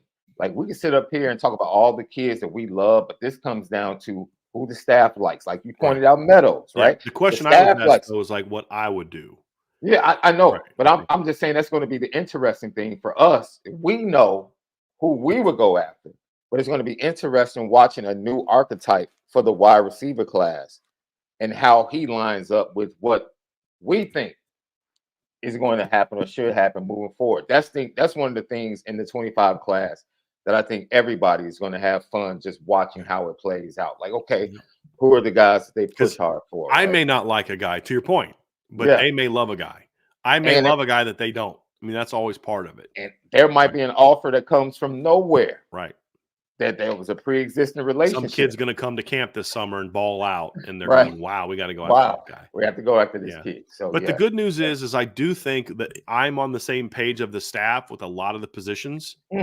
Safety, corner, linebacker. There's no guy that they're recruiting at linebacker that I'm like, why are you recruiting that guy? Like Josiah Key is probably the closest there is to me to like I'm not sure I would take him just now. Defensive line wise, like, Joseph Reif, I still am like, okay, I see what you're doing, but I don't know that I would have necessarily taken him that soon. But again, I didn't see him at camp. They did, right? So I'm trying to give them the benefit of the doubt. But, I really hope Jerome Bettis Jr. proves me wrong. I really hope he does. I hope that kid makes me look so. But for me, I just don't see a Notre Dame caliber player right now. I just don't. I love the kid's dad. I love the kid. I've been told this. Here's what I was told. I was told that the reason Jerome hasn't committed yet is because he wants to kind of prove himself more so that if he does commit to Notre Dame, people won't question why. Absolutely. I respect if that's true. I respect the heck out of the kid for that. The heck out of the kid for that. But I just haven't seen it yet on film. But he's already up to I'm told he's up to 6'3". He's he's a big kid. Like he reminds me a lot of what they're banking on is that he's the next Bryce Young in that, he looks the part, but he's not a great player. And then all of a sudden, boom, the DNA takes over his senior year and he's a great player. And I think that's what Notre Dame is hoping happens. Yeah. I just have to be honest. And I don't see it, but I hope that he proves me wrong if he comes to Notre Dame. Cause you know how I feel about his dad as a player. Yeah. And just to thinking about could you imagine being Jerome Bettis Jr. and kind of always wanting to go play where your dad played and having that opportunity to do so? It's a great story. Yeah. Great story. So I hope he proves me wrong. I really do. But he wasn't on my list because I just don't see it. And I was asked what I would do. I just don't see it with Jerome yet. I really don't. I mean, right now, Quincy Porter is just a way better player than him, in my opinion, right now. You're right about that. I hate, again, I hope he proves me wrong. I really do. But that's what I have to also be honest, and that's what I see. And, we'll see kind of how he develops over this next year. God Country, Notre Dame barbecue. That's 4 pretty good things right there. He kept God. Yes. I like that. Yes. Can you guys compare KVA and Manti at this stage in their career? Thanks for the second to none content, IB. Always look forward to the show. It's interesting because a buddy of mine was asking me about that this weekend. So I actually went back and watched some old Manti film. And essentially, high school or early Notre Dame? Okay. High school, yeah. Because Manti in college got too big, in my opinion. They put too much weight on him. That was an issue that the early strength program had, is guys just got too big and lost a step. And so Manti was a phenomenal player. They're very similar players. Manti, to me, was just a little bit more explosive athletically at the same age. Manti was just slightly more reactive. I think they're both instinctive, but Manti just had this really special read and react instantaneous thing where he would just see it and go really fast. Little bit better than Kingston. And so that's why Manti was a 5-star and Kingston's just outside of it. Manti was a little thicker, but Manti to me was just a little. The big thing was the explosiveness, and Manti was one of the most physically powerful linebackers I've ever seen.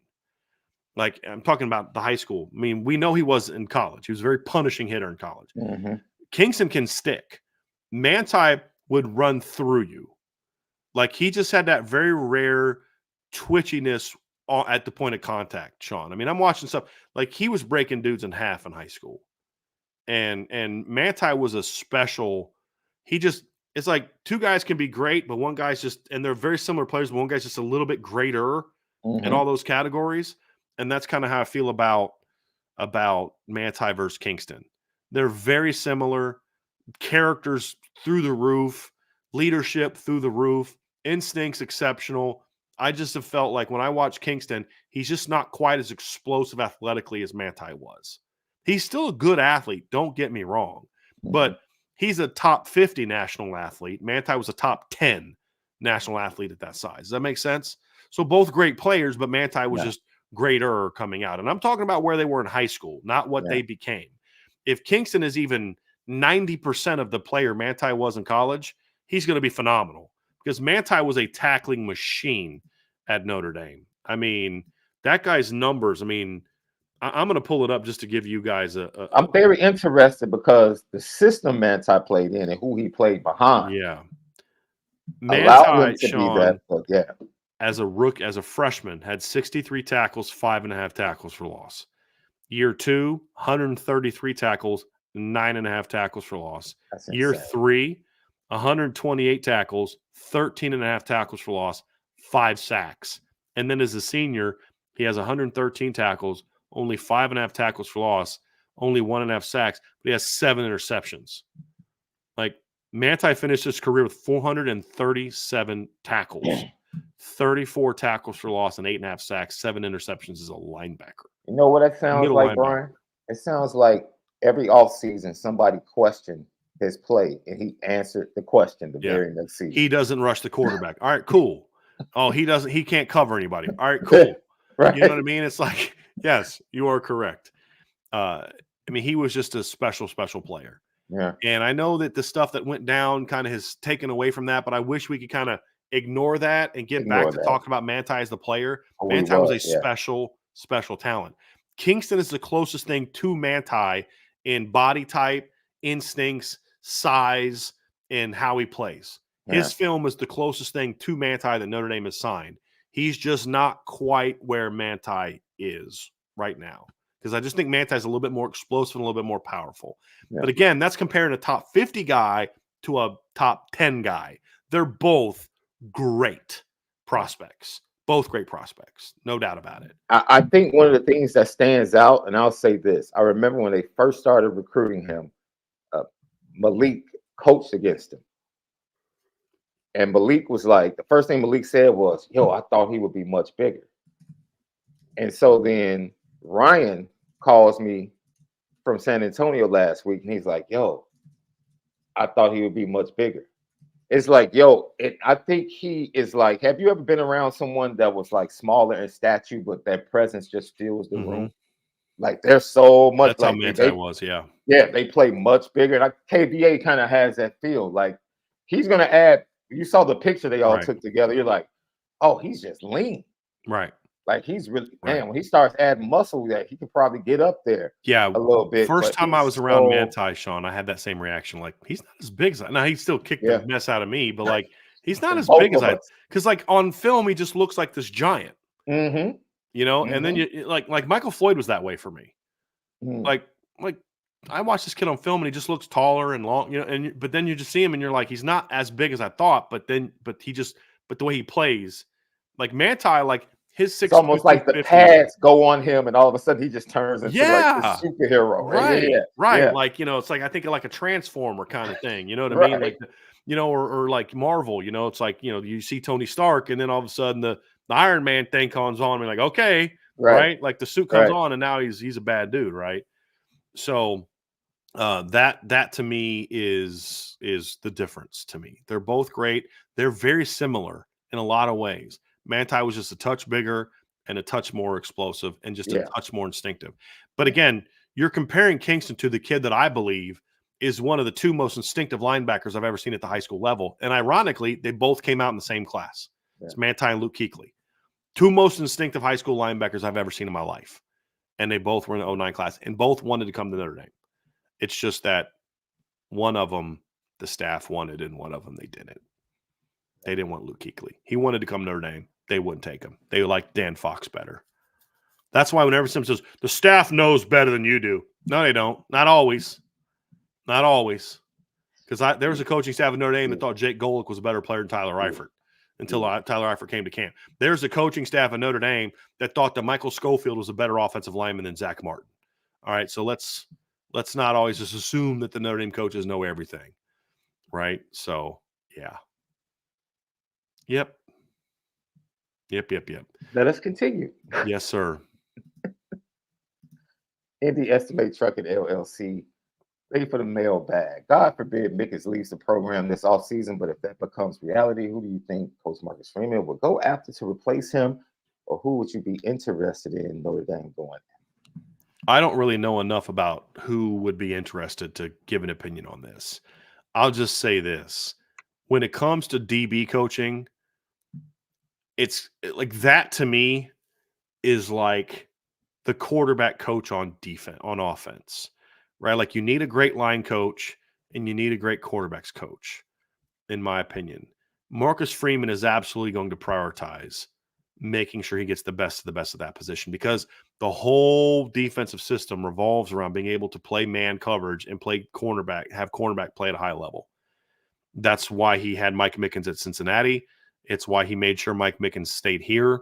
Yeah. If Mike Mickens ever leaves, that would be something it's like, I don't want Mike Mickens to leave. And I don't know that there's a better coach out there at cornerback, Sean. But I feel like whoever's out there that's the best of the best, Marcus Freeman's going to go after. Yeah. Because he understands how important that position is to Notre Dame's defensive future. So there's a confidence for me that whoever they get that person would be pretty good. And they've shown this offseason that money's not going to be an issue. Now, here's the key for Notre Dame. They spent the money to go out and get top coaches. Here's what Marcus Freeman needs to be politicking for now. Give me the money now to make sure Mike Mickens doesn't leave. Right? Like if I can't give him the position he wants, I need to then reward him with money because this is a position that was outside of like 1 or 2 years, the last 20 years has been a weakness at Notre Dame. Outside of 2018 and 2002 and like, it hasn't been a strength. It's been solid some years. It was solid in 2012, but it's never been what it is now, which is elite. And it's been elite now for 2 years in a row, and it's not slowing down, and it's because of Mike Mickens. So let's make sure that we take care of him. I mean, because like Mike Mickens to me this year did at cornerback what Mike Denbrock did with his old offense, right? Like it was like top 5, as good as you're going to get in the country. Holy crap. That guy should be one of the 3 to 5 highest paid cornerback DB coaches in the country, flat out, because he's been one of the 3 to 4 best DB coaches in the country last 2 years. I mean, this is a guy that when he got here built a championship a playoff caliber cornerback room with a guy that in 2023 was your 5th corner. Think about that. And he still coached them up and then said, okay, but now we need to get better players. And he went out and recruited better players. People say, why didn't Ryan Barnes and Chance Tucker pan out? Who's to say they didn't? It's just Ben Morrison's better, right? Jaden Mickey's better. Christian Gray's better. Doesn't mean those kids aren't good football players. It just means they recruited even better ones. And then, of course, they had to deal with Cam Hart, who was older. So he needs to they need to do whatever it takes to make sure that Mike Mickens is willing to say no to being a D coordinator to stay on here, knowing that, hey, look, Al Golden's time is going to come to an end here, most likely sooner rather than later because of whatever his career goals. He's not going to be here for 5-6 years. You don't think. Just stick with us. You're still in your 30s. Mike Mickens is still a young dude. He's younger than Marcus Freeman. So he can be patient, but you got to make it worth his while to be patient. And he's one of the 5 best DB coaches in the country. He should be paid accordingly. I would make him the highest paid DB coach in the country because it's harder here than it is at the places where the other DB coaches. Oh, absolutely. Absolutely. Absolutely. Like that is the position where it is hardest. Defensive end and cornerback are the 2 positions that's hardest for a place like Notre Dame to land top players consistently. Consistently. Yeah. And for him to do it year after year after year is impressive. And he's consistently been, in my opinion, at least top 3 with some of the top guys, right? Like Jalen Mbakwe was always going to Alabama. Like Alabama wasn't going to allow him to leave about Mike Mickens. But he raved about Mike Mickens. Yeah.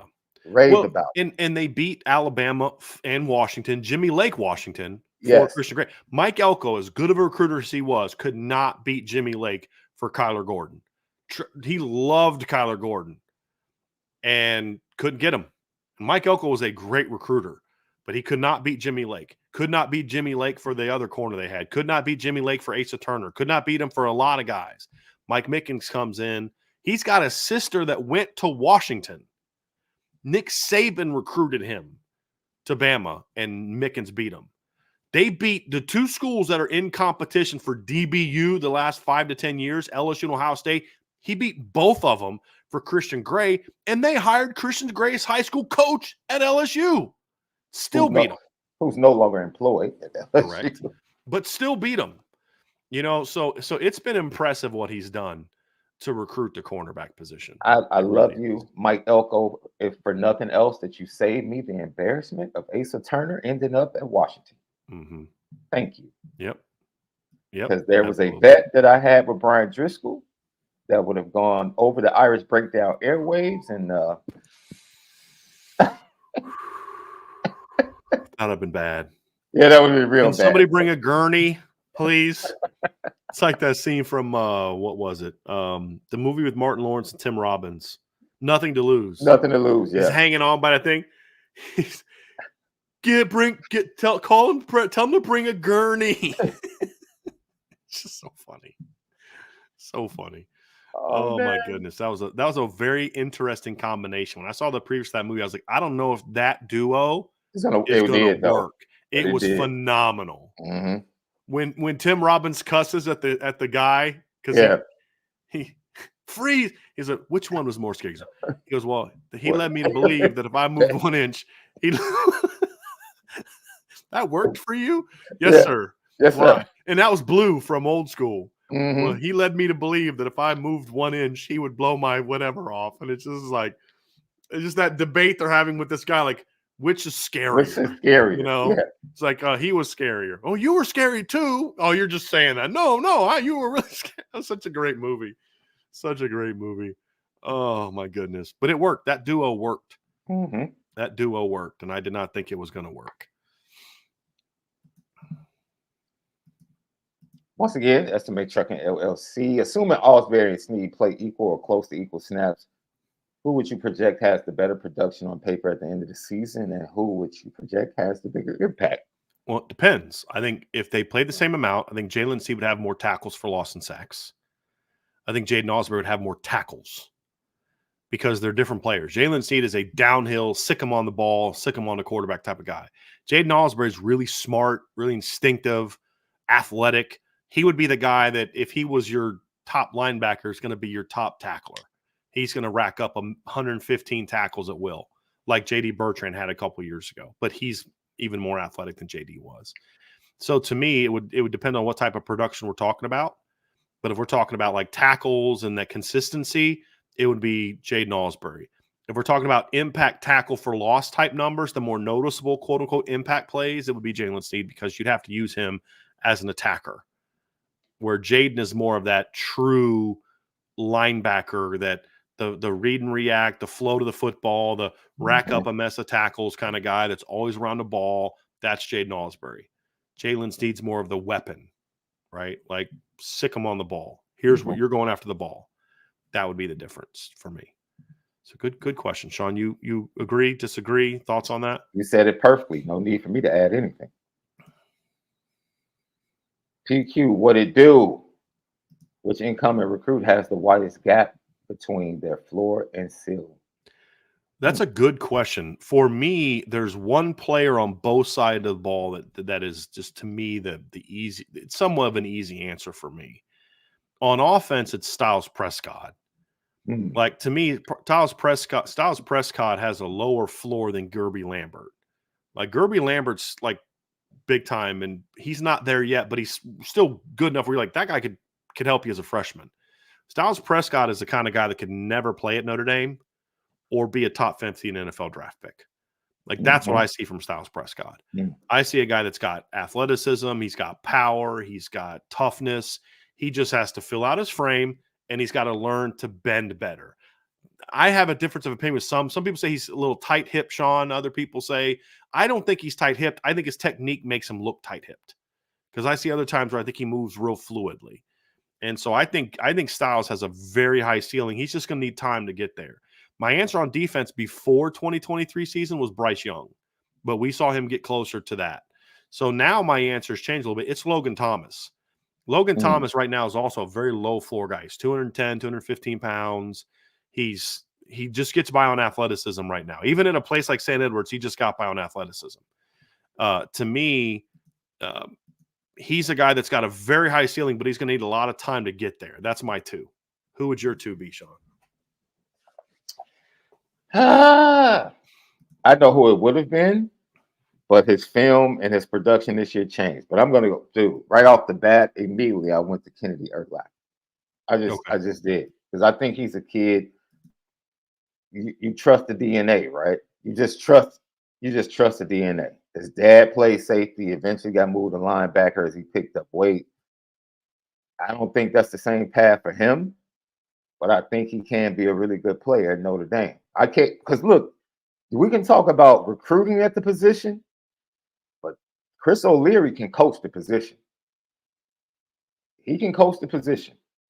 And if the athleticism, if the jump happens, because I thought he got better athletically in his senior season. His tape was much better. But I think what he could become, and like my thoughts on him initially, I think he would be a prime candidate for that, in my opinion. You go to the offensive side of the ball, Styles Prescott is very interesting, because when you brought it up, I wasn't even leaning that way or thinking about that.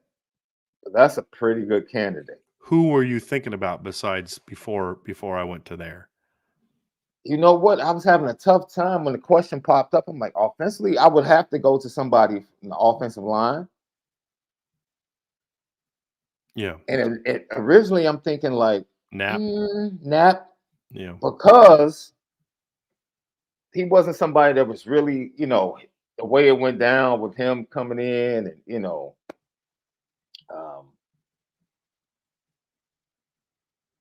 no. The way you broke down Prescott, I probably would lean him. It would have to be somebody in the offensive line that would be between Knapp and Prescott. But yeah, the way you broke it down for Knapp, Knapp was very similar to the Sevillano thing, right? In different reasons, right? A lot of people came off of disappointment of another guy in 24 at the same position, and then his Sevillano, and he kind of like took a hit because of that, in my opinion, initially, from a lot of evaluators that watched this film. And then you continue to watch this kid work throughout the spring and summer, and like then you watch a senior film and you're like looking at his production, like,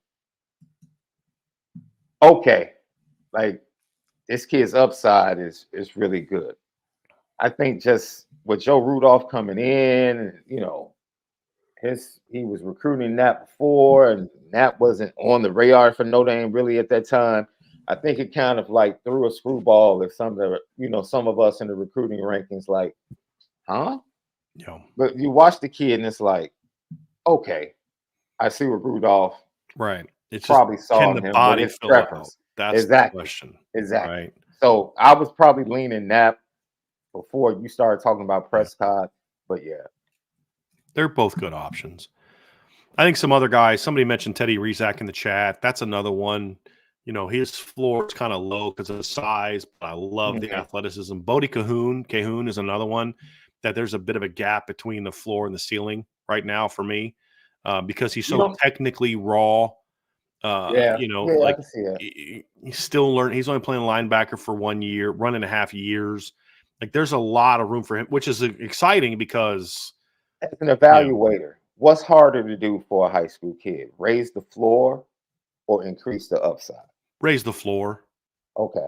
Yeah, because raising the floor is a lot about weight room stuff. It's about learning a position. You rarely like the Will Fullers are rare. The guys that like just become way more athletic and explosive when they get to college. Right. Like Will Fuller said, I've said this before. I was at the Under Armour camp. What is it? The opening several years ago. So when Robert Hainsey was a rising senior.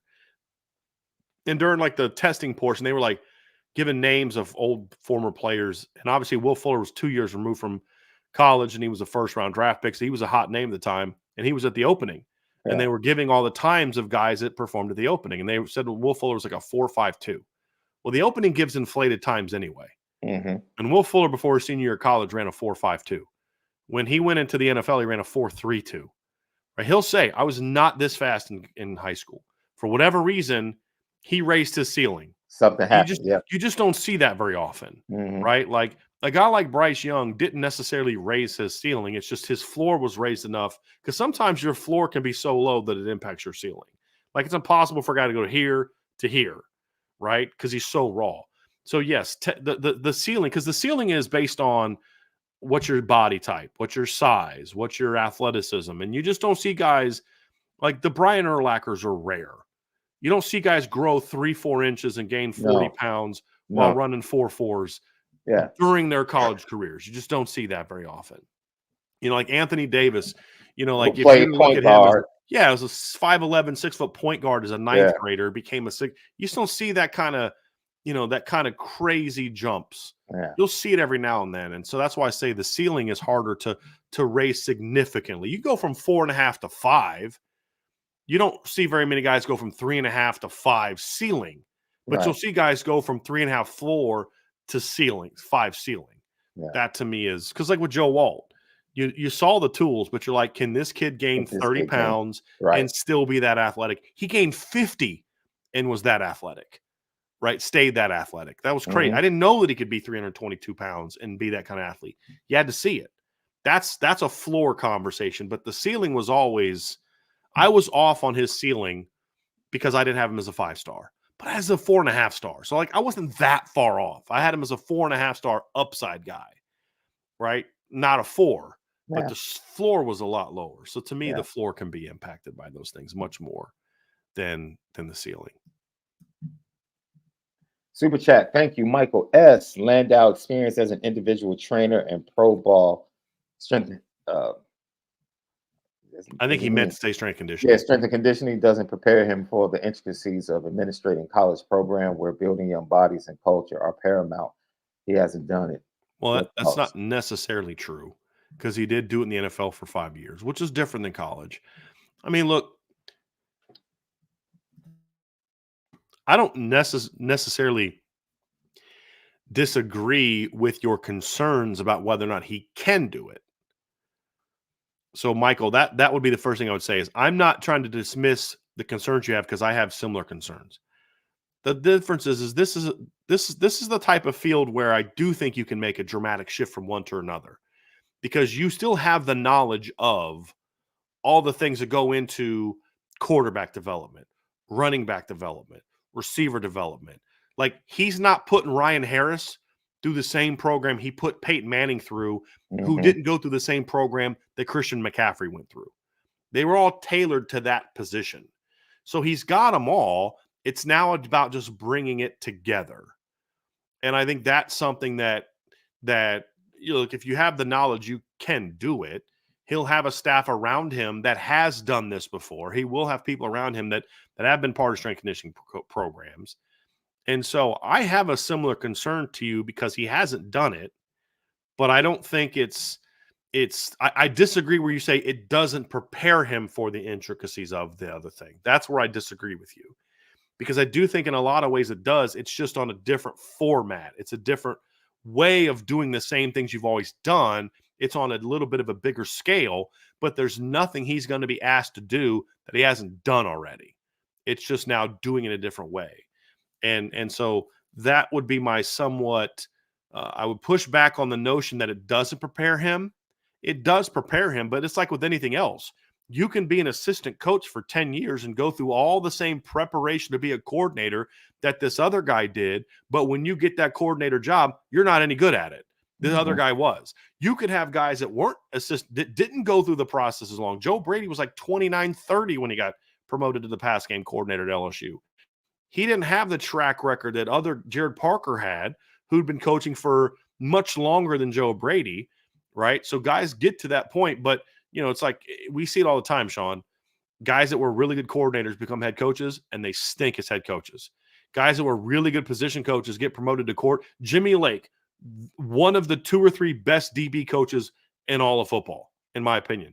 Just look at the NFL results. He became a D coordinator, not as good. He was a disaster as a head coach, right? So he had all the necessary preparation for it, but when he became a head coach, he wasn't any good at it. Nathaniel Hackett's another guy, because I'm a Broncos fan. All the things that you see in a resume that people look for in these modern-day, young, offensive-minded head coaches, he goes to the Broncos, and it's an utter disaster. He had all the things you would think prepare you for that job, and he was a failure at it. The point being is if you have the chops, you have the chops. There's different pathways to get somewhere. There's nothing he's done as a strength coach, either with the Broncos or in his private life, that's going to be that is going to be something where it's like, I don't know how to deal with running backs. I don't know how to deal with quarterbacks. I don't know how to train DBs, right? He knows all that. Now it's about formatting it over a year-long period where he's always kind of had, okay, I've got this part of the year, I've got that part of the year, but as a personal trainer, he would tell guys, hey, this is what you need to be doing in season, this, even though he may not have overseen it. So I think he's done everything he needs to prepare him for the job, but it doesn't mean he's going to be good at the job. That's the difference. We don't know that till he does it. And that's why I was using the example of guys that went from assistants to coordinators and failed, or went from coordinators to head coaches and failed, because just because you've had the experience to do something doesn't guarantee when you get promoted, you're going to be successful at it. Urban Meyer had never been an offensive coordinator before. Dabo Swinney had never been an offensive coordinator before. They went from position coach to head coach, and they thrived. Yeah. And so you never really know. Some guys are just better suited for certain jobs. Sometimes it's a higher level job that they're better suited for. Maybe they weren't great assistant coaches, but they're great head coaches. Some guys are great assistants, but not head coaches or coordinators. Yeah. That's just the reality of it. So that's my take on Coach Landau, is I do believe he's done everything he would need to do to be successful here, but that doesn't guarantee he can put it all together and actually do the job. That remains to be seen. Well, and everyone that's advocating for him, Sean, doesn't really know if he's going to be good at this, because it's different. But I would just say, I do think the things he has done has prepared him to do this job, which is why he got hired to do it. I think what stands out to me, because everything you said was spot on, and to have those questions spot on. I will push back, because I think he is very strong in administration, just from the business, the international business that he's run with multiple sports and multiple athletes from sports. He's been very successful as an administrator. So whatever he has, I think he's going to be very solid in administrating that, regardless of whether it's Notre Dame, NFL. He has shown that he can administrate. Now, the biggest question for me is going to be, he was brought in because this is Marcus Freeman's vision. That's why he's at Notre Dame. This isn't like he didn't sell himself. This is a vision that Marcus Freeman has for strength and conditioning, the next level he wants it to go to. For his knowledge, this is for the knowledge of Marcus Freeman, so he can feel connected to strength and conditioning. And this is something that just didn't pop up. This is something that he's been looking at, over the course of 2 years, to say this is where the program needs to go. So within that, if he went out and found the best guy, according to him, then I feel pretty confident that Lauren Landau is going to be able to install something that's going to be beneficial. On the back end, the most important thing for me is going to be recovery. Recovery. Because his core and what he believes lends itself to recovery time from injuries being cut to a lesser percentage. That's huge for me. So, okay, Jaden Greathouse, Jaden Thomas twist their hamstrings. They're not missing 4 to 5 weeks. Now it's a 2 to 3 week thing. And if we see that type of improvement, then that's a pretty darn good hire. And recovery also makes you not have that many. Proper recovery prevents you from, like, the best strength coaches. And again, I don't know how they get there, but I know what the end result needs to be. The end result is your ability to get players to recover from tough times, fall camp,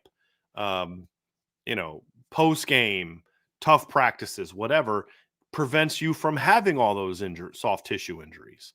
And was clearly an issue this year. And it wasn't just a receiver, but receiver is where it hit the most. The recovery process was flawed. I don't know how, I don't know why. The recovery process was flawed, which is why, because those things basically, to make it something complicated a little, it basically comes down to it's an overworking type of deal. You're more vulnerable to certain things. It's not the only reason, but you can overextend something and pull it that way. But a lot of it, those type of things, when it's problematic throughout a position group, it's because your players aren't properly healing before they're going back out there and working at a level that's beyond what they should be working at based on where they are in their recovery process. Don't you think, like, even this spring, you and I will have conversations from this spring, and we're like, dude, what are they down to right now at safety? Remember that? Like, early in camp, like Thomas Harper kept having the same reoccurring issues. Like, Ben Minich is playing with the ones, and it's like, yo, what's going on with the injuries? And like, those are things that Marcus Freeman is watching. Like, dude, it's early in the spring, and I'm dealing with this. My ones really can't even get a run. And I think that's eventually, without us knowing everything, but I think his vision led him to Lauren Landau. And now we'll get to see, if we can get the results. Like, because I think most people are like, okay, can he put weight on Amir? Like, can Amir give weight and keep weight? Can this guy get this? Can this guy get that? I'm going to be watching recovery a lot.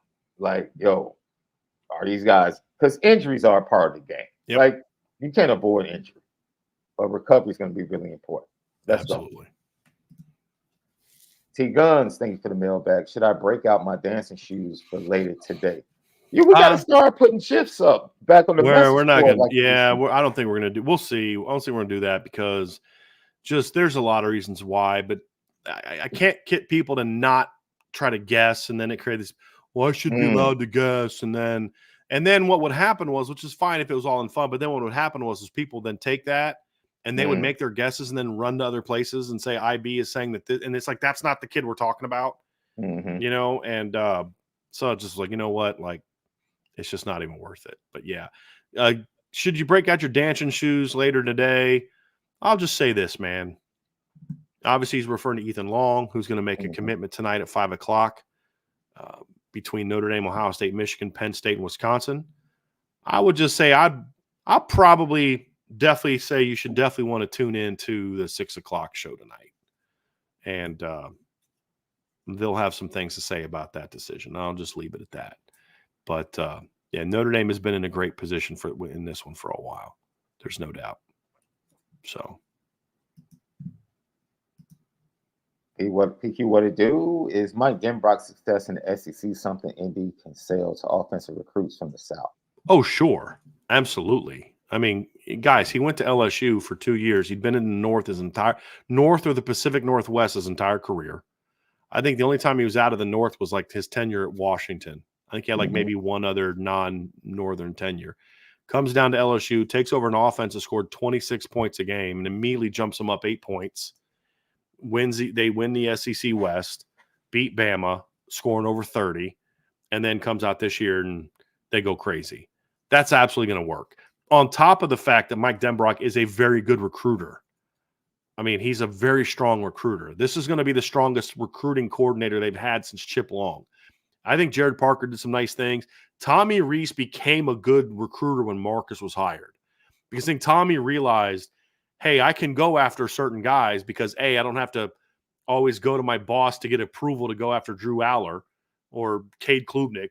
And then he says, no, I don't need that assistance. I can go after who I want, but I finally have a head coach that will help me in this endeavor. And I mean, Tom Mears will tell you, he became a better recruiter working with Marcus Freeman. Just because it's like, look, I can go after anybody now because I got Chad, I got Coach Freeman, I got these guys that can kind of help me. And also because Marcus demanded more from his coaches when it came to recruiting. But Mike Denbrock has a much more proven track record. And Sean, I don't know if you've ever had a chance to meet and talk with Coach Denbrock. He's a very engaging guy. And he's the kind of guy he meets you and he just kind of wins you over like, man, that guy acts like he knew me. He has no clue who you are. Walks away, doesn't remember your name. But in that 2 minutes you speak to him, you feel like, dude, this guy's like knows who I am. This guy cares about me. And that's how he is. And it's kind of genuine. He's genuinely just that type of person where he's just a decent guy. I've shared the story before where I reached out to him and I'd asked him for some advice on one of our customers that was dealing with pancreatic cancer. I think it was prostate cancer, excuse me. I think it was prostate cancer, prostate or pancreatic. I think it was prostate. Well, Coach Denbrock had gone through the same thing, which is why I reached out to him. He had battled it. And I don't know what to tell this guy who's struggling with this, but I want to do something more than just pray for him. I want to be able to encourage him. So Coach Denbrock gets the guy's name and contact information, sends him this really long email about encouraging him and do this and it's just like he didn't have to do that. That's just the kind of guy he is. And so it's genuine. Sean, most kids see through that fakeness. Right. And so that's what makes him such a good recruiter because he has that swagger. He's kind of got that personality. He's a 59-year-old going on 35 in how he engages with the young people. I mean, and I don't mean that like he's just got like some presence to him and it's not forced. It's just who he is. And so, when you get around him, you feel a genuineness.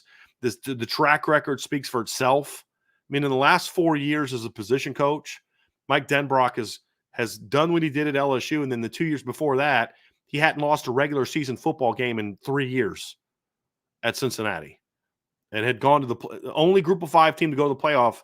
Mike Denbrock was their offensive coordinator, right? So the track record speaks for itself. When you throw in the fact that he's a grinder and he's got that personality, kind of a charismatic personality, I mean, you get. And Sean, I'll tell you the backstory of what I heard today about how this all came to be today.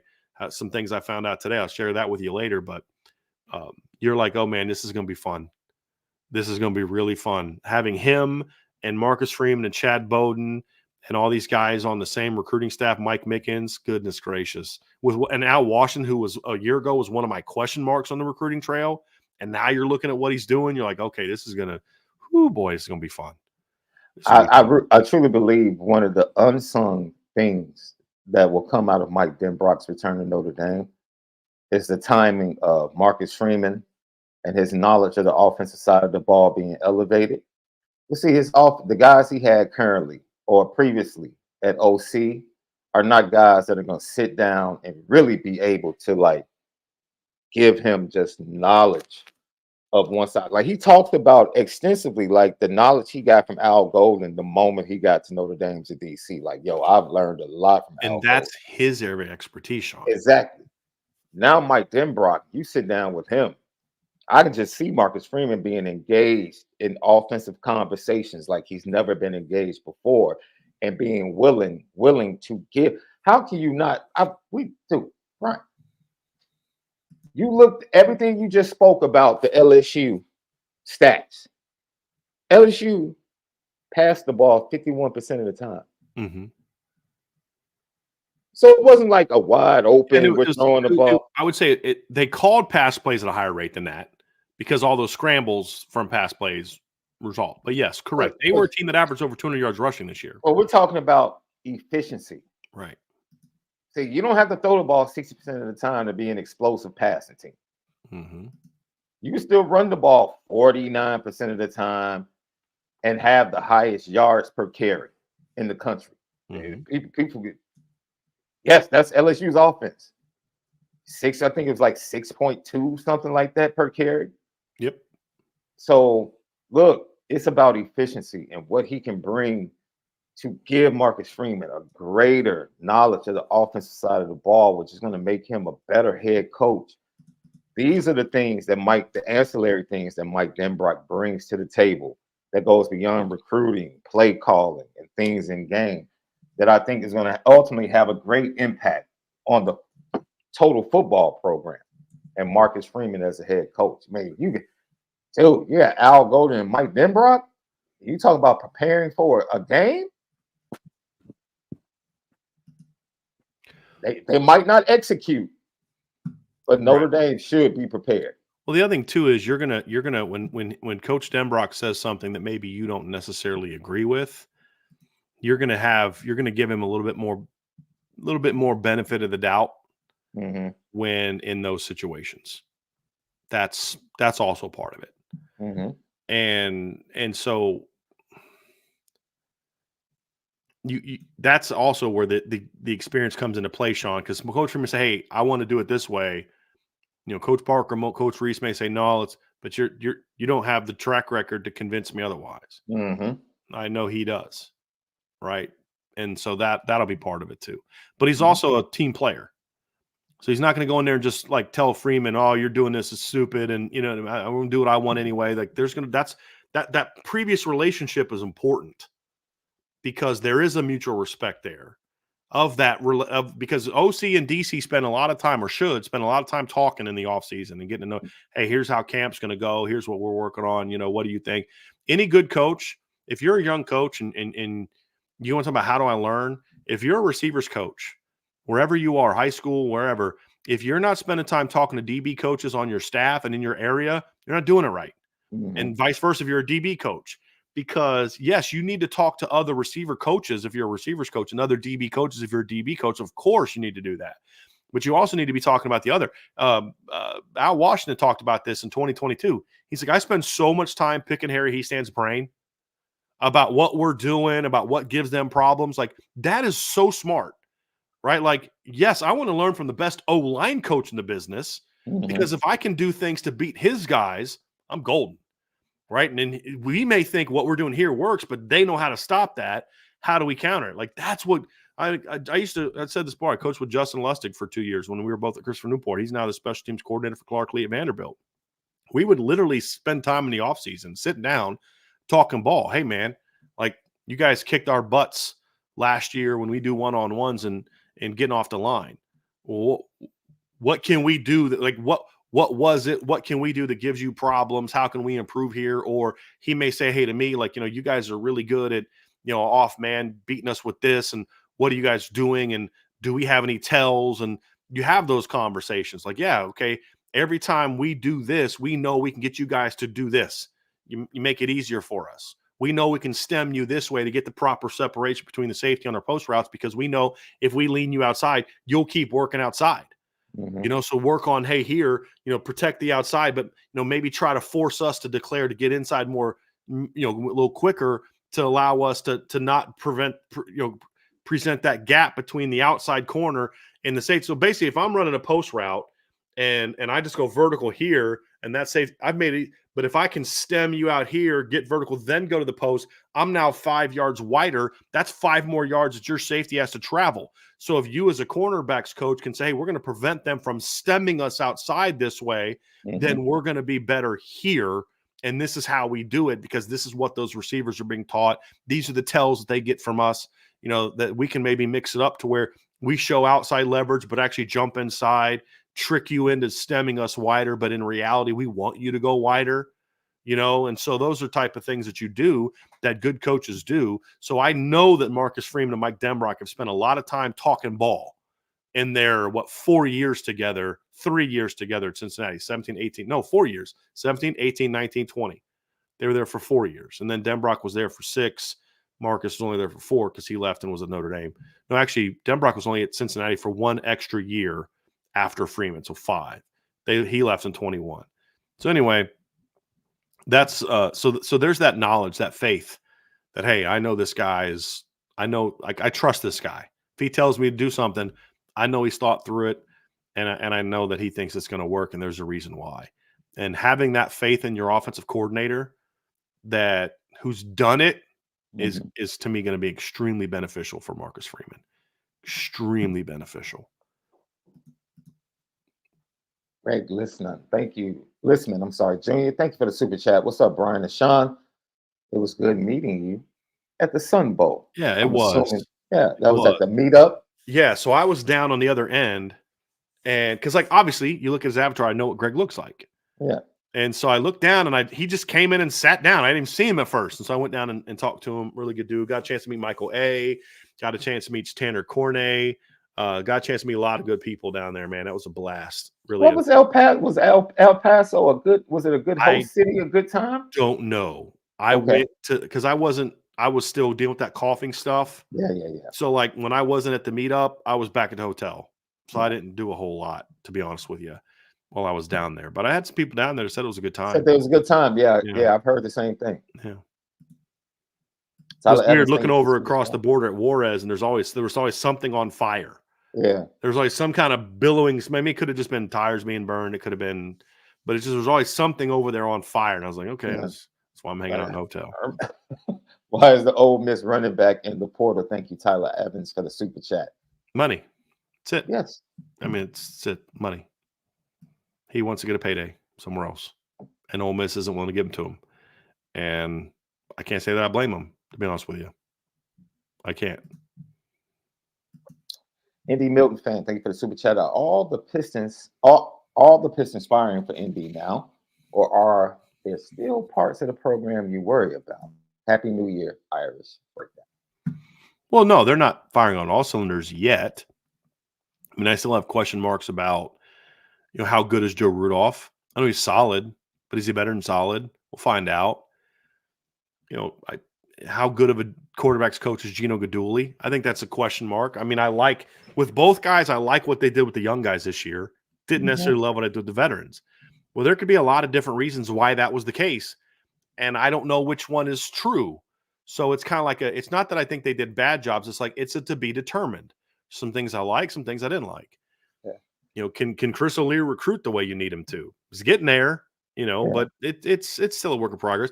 Can Al Golden get out of his defense in 2024 with a lot younger players what he got out of his defense in 2023, where 10 of your 11 starters were either seniors, fifth-year seniors, or sixth-year seniors. Yeah. And your only non-senior or older was Benjamin Morrison, right? So you're going to be much younger next year. You're going to be younger at linebacker. You're going to be younger in the secondary than you were this year. Can he get the same out of it with a younger group? I'm optimistic he will, but I'm saying that's a question that still needs to be answered because we haven't seen him do it. Can Marcus Freeman build the proper culture to get through a 12-game regular season and then go do damage in the postseason? I don't know the answer to that yet because he hasn't proven that he can. Mm-hmm. Can they avoid that just not show up game that we've now seen once in each of the last 2 years, Stanford 2022 and Louisville last year? I don't know the answer to that because we haven't seen it. I'm optimistic he can do it. I believe he's got the chops to do it, but I got to see it. So there's still some things that they've got to prove this year that are question marks. I'll say this, however, they're as close as they've been in a very long time from the proper coaching staff, commitment from the administration, something Lou Holtz never got during his tenure. The talent, the ability for talent acquisition, Chad Bowden and his staff are elite. Marcus Freeman gives them a lot of authority, but also still is a dog on a recruiting trail, right? So he doesn't just trust Chad. Like the difference is Chad is Marcus's Vinny Serrato. There's two differences. Chad's got a much better staff, whereas Lou just said, Vinny, go get me this. Marcus says, I'm still part of this process. And so then Chad knows how to properly use Coach Freeman and that staff. Use Coach Freeman and the assistant coaches. And so don't undersell the magic tricks in the living room, though. No, look, Lou was the closer. That was his role. Yeah. Right. And Coach Freeman is still learning how to close that way. Clearly getting a lot better at it. But the difference is that Coach Freeman is going to be a dog on the trail, where Coach Holtz and even with Joe Moore. Joe Moore was very much a go find me dudes and I'll coach them up. Joe Rudolph was more engaged in that process. Yeah. This is who I like. This is who I want. Now help me go get them. Right? So it's a different deal, but it's like the talent acquisition going on in Notre Dame right now is outstanding. Now it's about, can the development of the culture in the program be there? And that's to me is the greatest unknown about Coach Freeman right now, is that part of it. I'm optimistic he's going to get there just because of how pissed off he was down the stretch of the season. Even when they were blowing teams out, that he was so not pissed, happy. he did not care. He was So not you happy. could tell he wasn't selling for anything. But can he push the right buttons? That's what we'll find out. But what the message that Marcus Freeman and Jack Swarbrick sent to the entire football program is, we're going to do whatever it takes.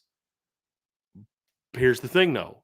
If we're going to commit to this, that means we're raising the standard even higher. Mm-hmm. I just spent at least $2.5 million on a new offensive coordinator. You better flip and do what he says, right? You better hold up your end of the bargain, position coach, player, quarterback, whatever. I just spent a lot of money on the strength program, hired a new coach. We're going to expand the staff. We're going to renovate this, that, and the other. We're going to spend millions on the strength program.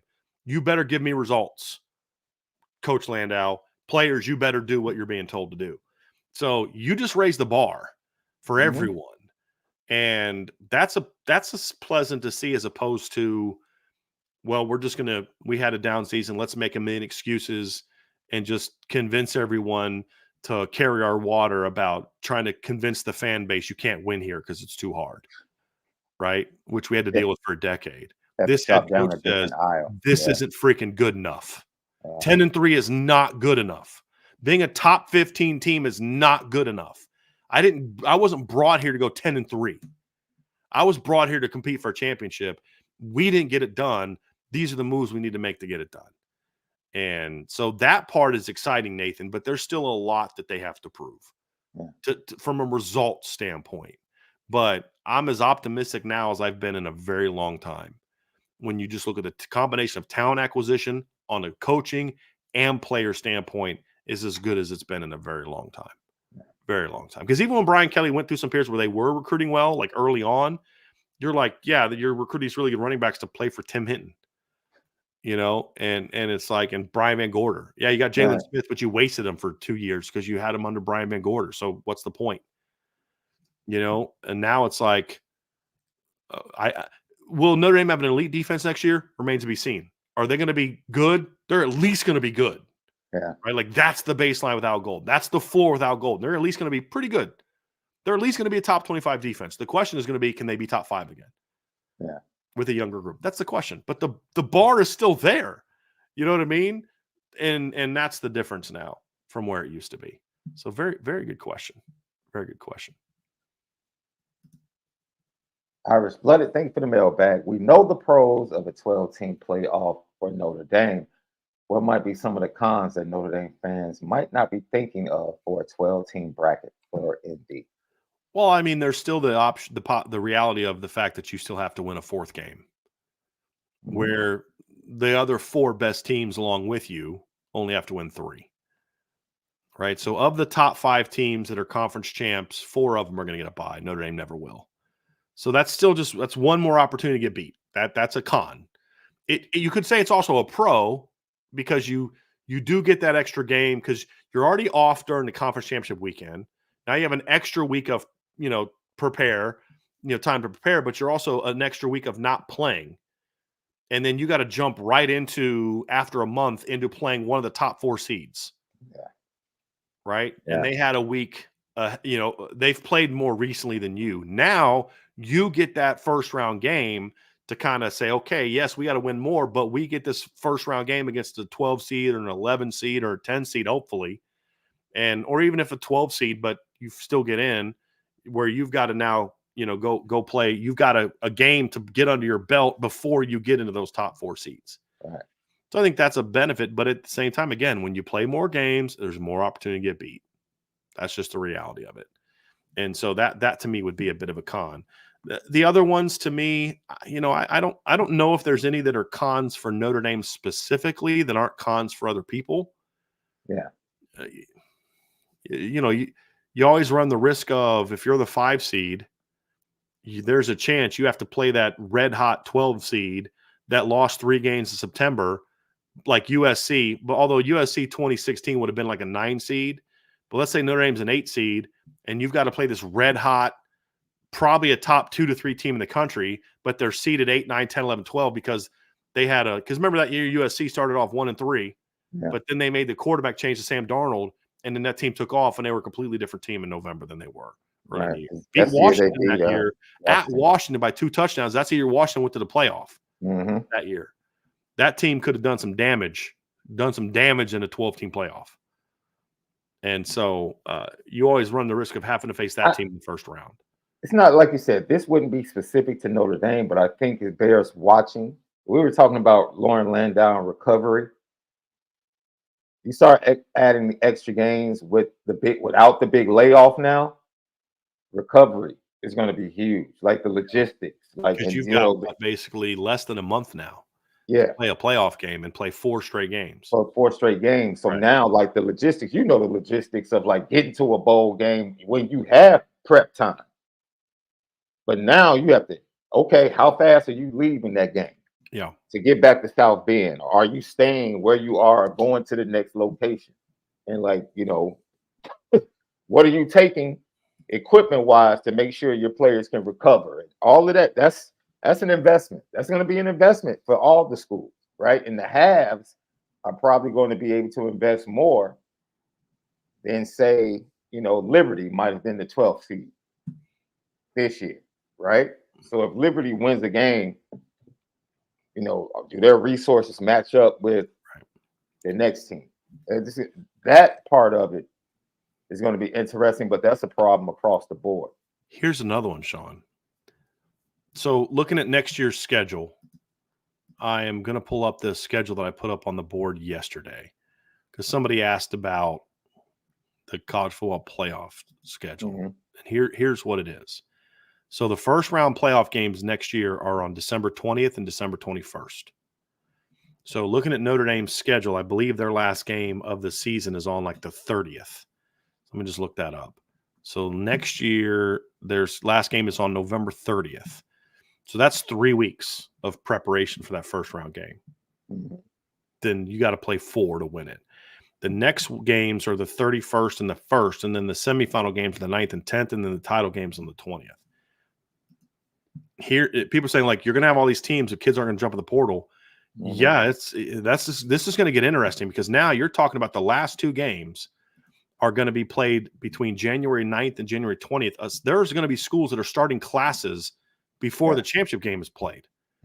How is that going to impact? So you're going into your 4th week, and all of a sudden these kids are leaving because they're going to the portal. You just lost a bunch of your depth. People think that these kids aren't going to leave.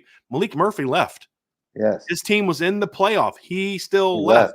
Michigan had kids jump on the portal. They didn't play as much. They weren't as important as Malik Murphy, but they had it because of the calendar of the portal. How does that change with the 4-round playoff games next year? That's going to be something I'm very curious about too, because some of these kids who are depth players, like does Nana have to not play in the playoff because he's going to go to TCU? Right. He has no choice because if we make a run, like so now are we going to see like FSU losing a bunch of starters? No, but there's going to be some depth players that may have to still make some decisions because if you're a playoff team. And that's going to be very interesting to see how can they impact and alter the calendar. Hey, do all Power 5 schools have to make an exception?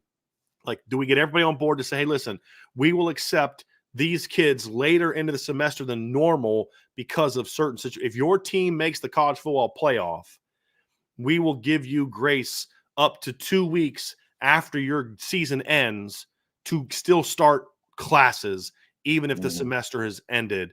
And that gives kids some time to then jump in the portal once their season is over and still get caught up. We will commit to working with student athletes if the portal is going to stay the same as it is now, where you can just transfer right now.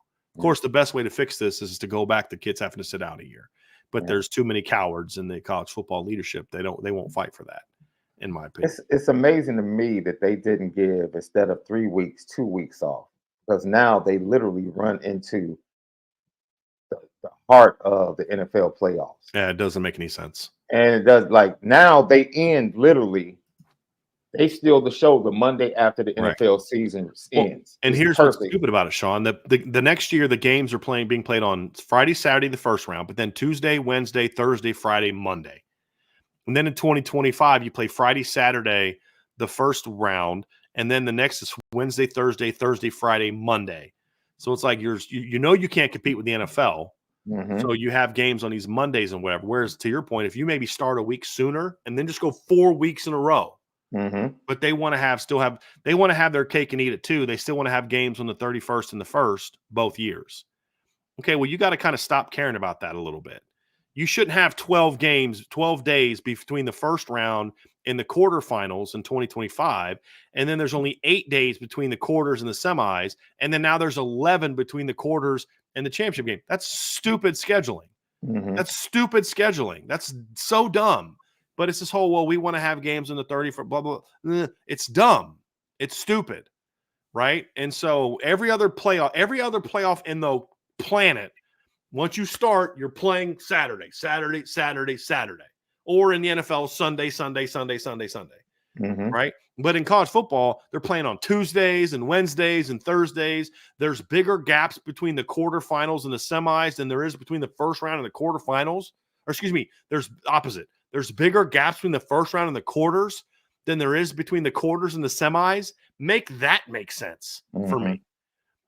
So it's so dumb, but that's what they do. And somebody, I can't remember who it was the other day, said, I think it might have been Josh Page, like, you got to get the NFL in the room. You've got to get the NFL in the room as you make these changes to college football. You've got to get them on board with, hey, we can't do this if you guys aren't willing to do this. We're going to play on Saturdays in December and January. Can you guys not? Can you guys play on Sundays and Mondays or something like that? See if they'll get on board. Or, hey, look, we'll get on board with you about this. We'll only have a night game, or only, whatever. You guys have your after, whatever. I mean, you've got to do something. But there's just super wild card. Now super wild card is like Saturday through Monday. Right. So it's going to be interesting. Yeah. It's going to be very, very interesting. PQ, what it do? Does any assistant enter next year with more pressure on them than Joe Rudolph? All the other assistants are either proven so far or new. Has to replace both tackles and center. Huge year for Joe.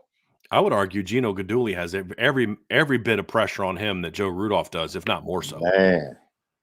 So, I mean, look, Joe Rudolph's offensive line was not great this year, but it wasn't nearly as proven as the quarterback that Gino Guidugli was working with.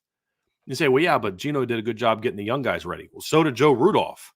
When you look at how Ashton Craig and Charles Jagasaw and Billy Strouth play when they were put into the game, he did the same thing. I mean, one of the best offensive line performances we saw all year, top 5 performance, was in the bowl game, right? I mean, well, so people, look what Steve Angeli did in the bowl game. Right, exactly. Great job. But Joe Rudolph did the same thing. So I think both of those guys have a lot of pressure on them this season. And I think the third one is Marty Biaggi, because you got to get your special teams better now going into year 2. So I would argue those 3 guys have the most pressure on them this year. And I would argue that Gino has more, in my opinion, because he won't be as young.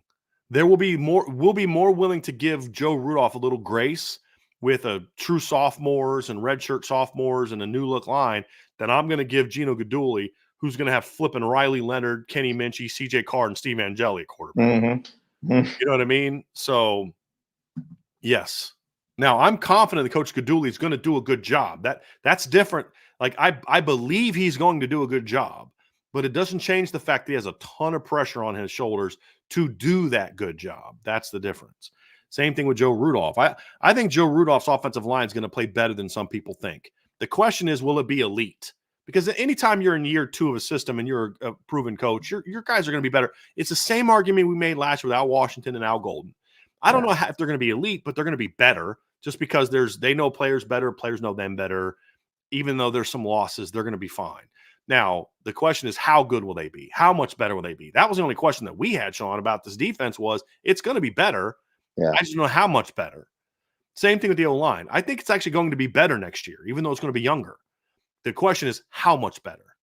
Yeah. And same thing with Gino Guidugli.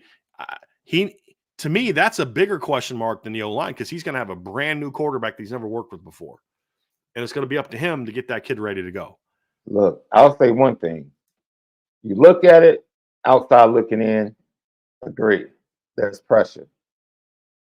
I think Joe Rudolph is sitting back saying, I got some young dudes.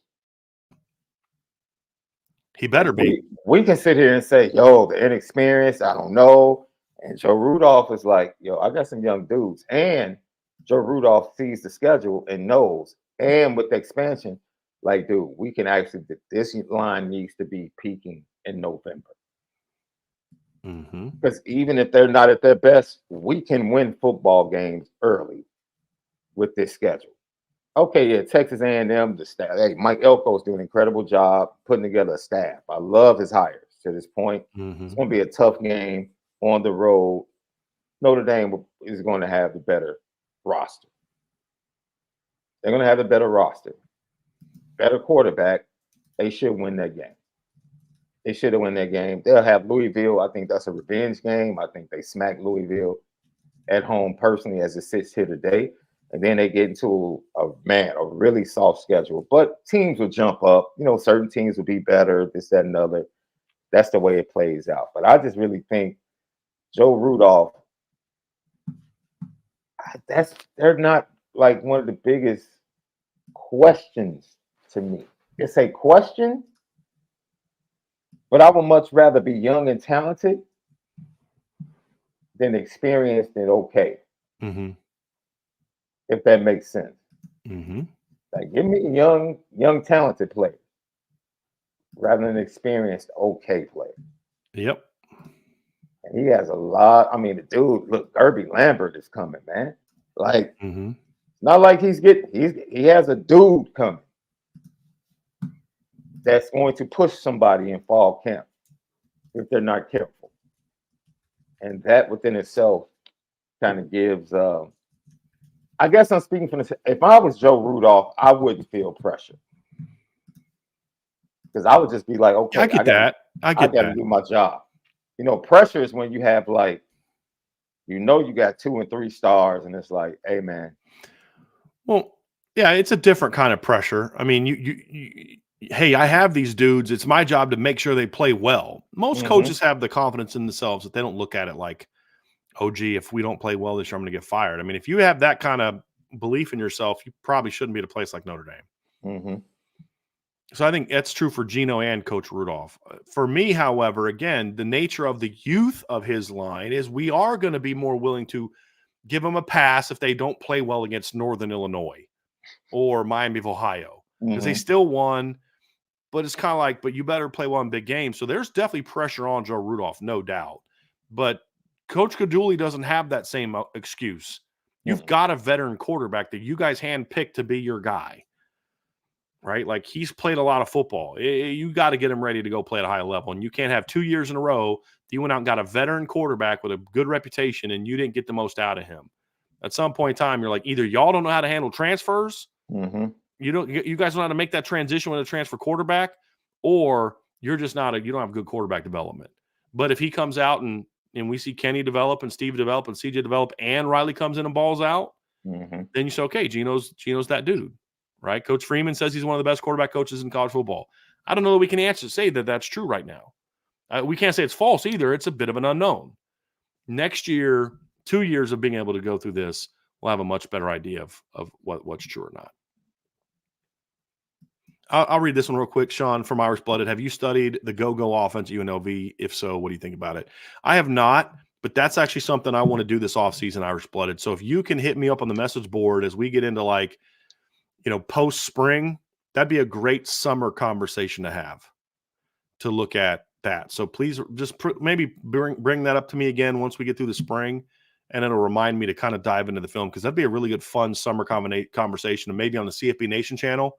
Yeah. Let's go break down some of the offenses that are around there, some of the top defenses, because we're gonna hopefully do a lot more of that stuff here with CFB Nation in the offseason. That'd be a really good conversation to have for sure. They lost their quarterback. Yeah, he jumped in the portal. Yeah.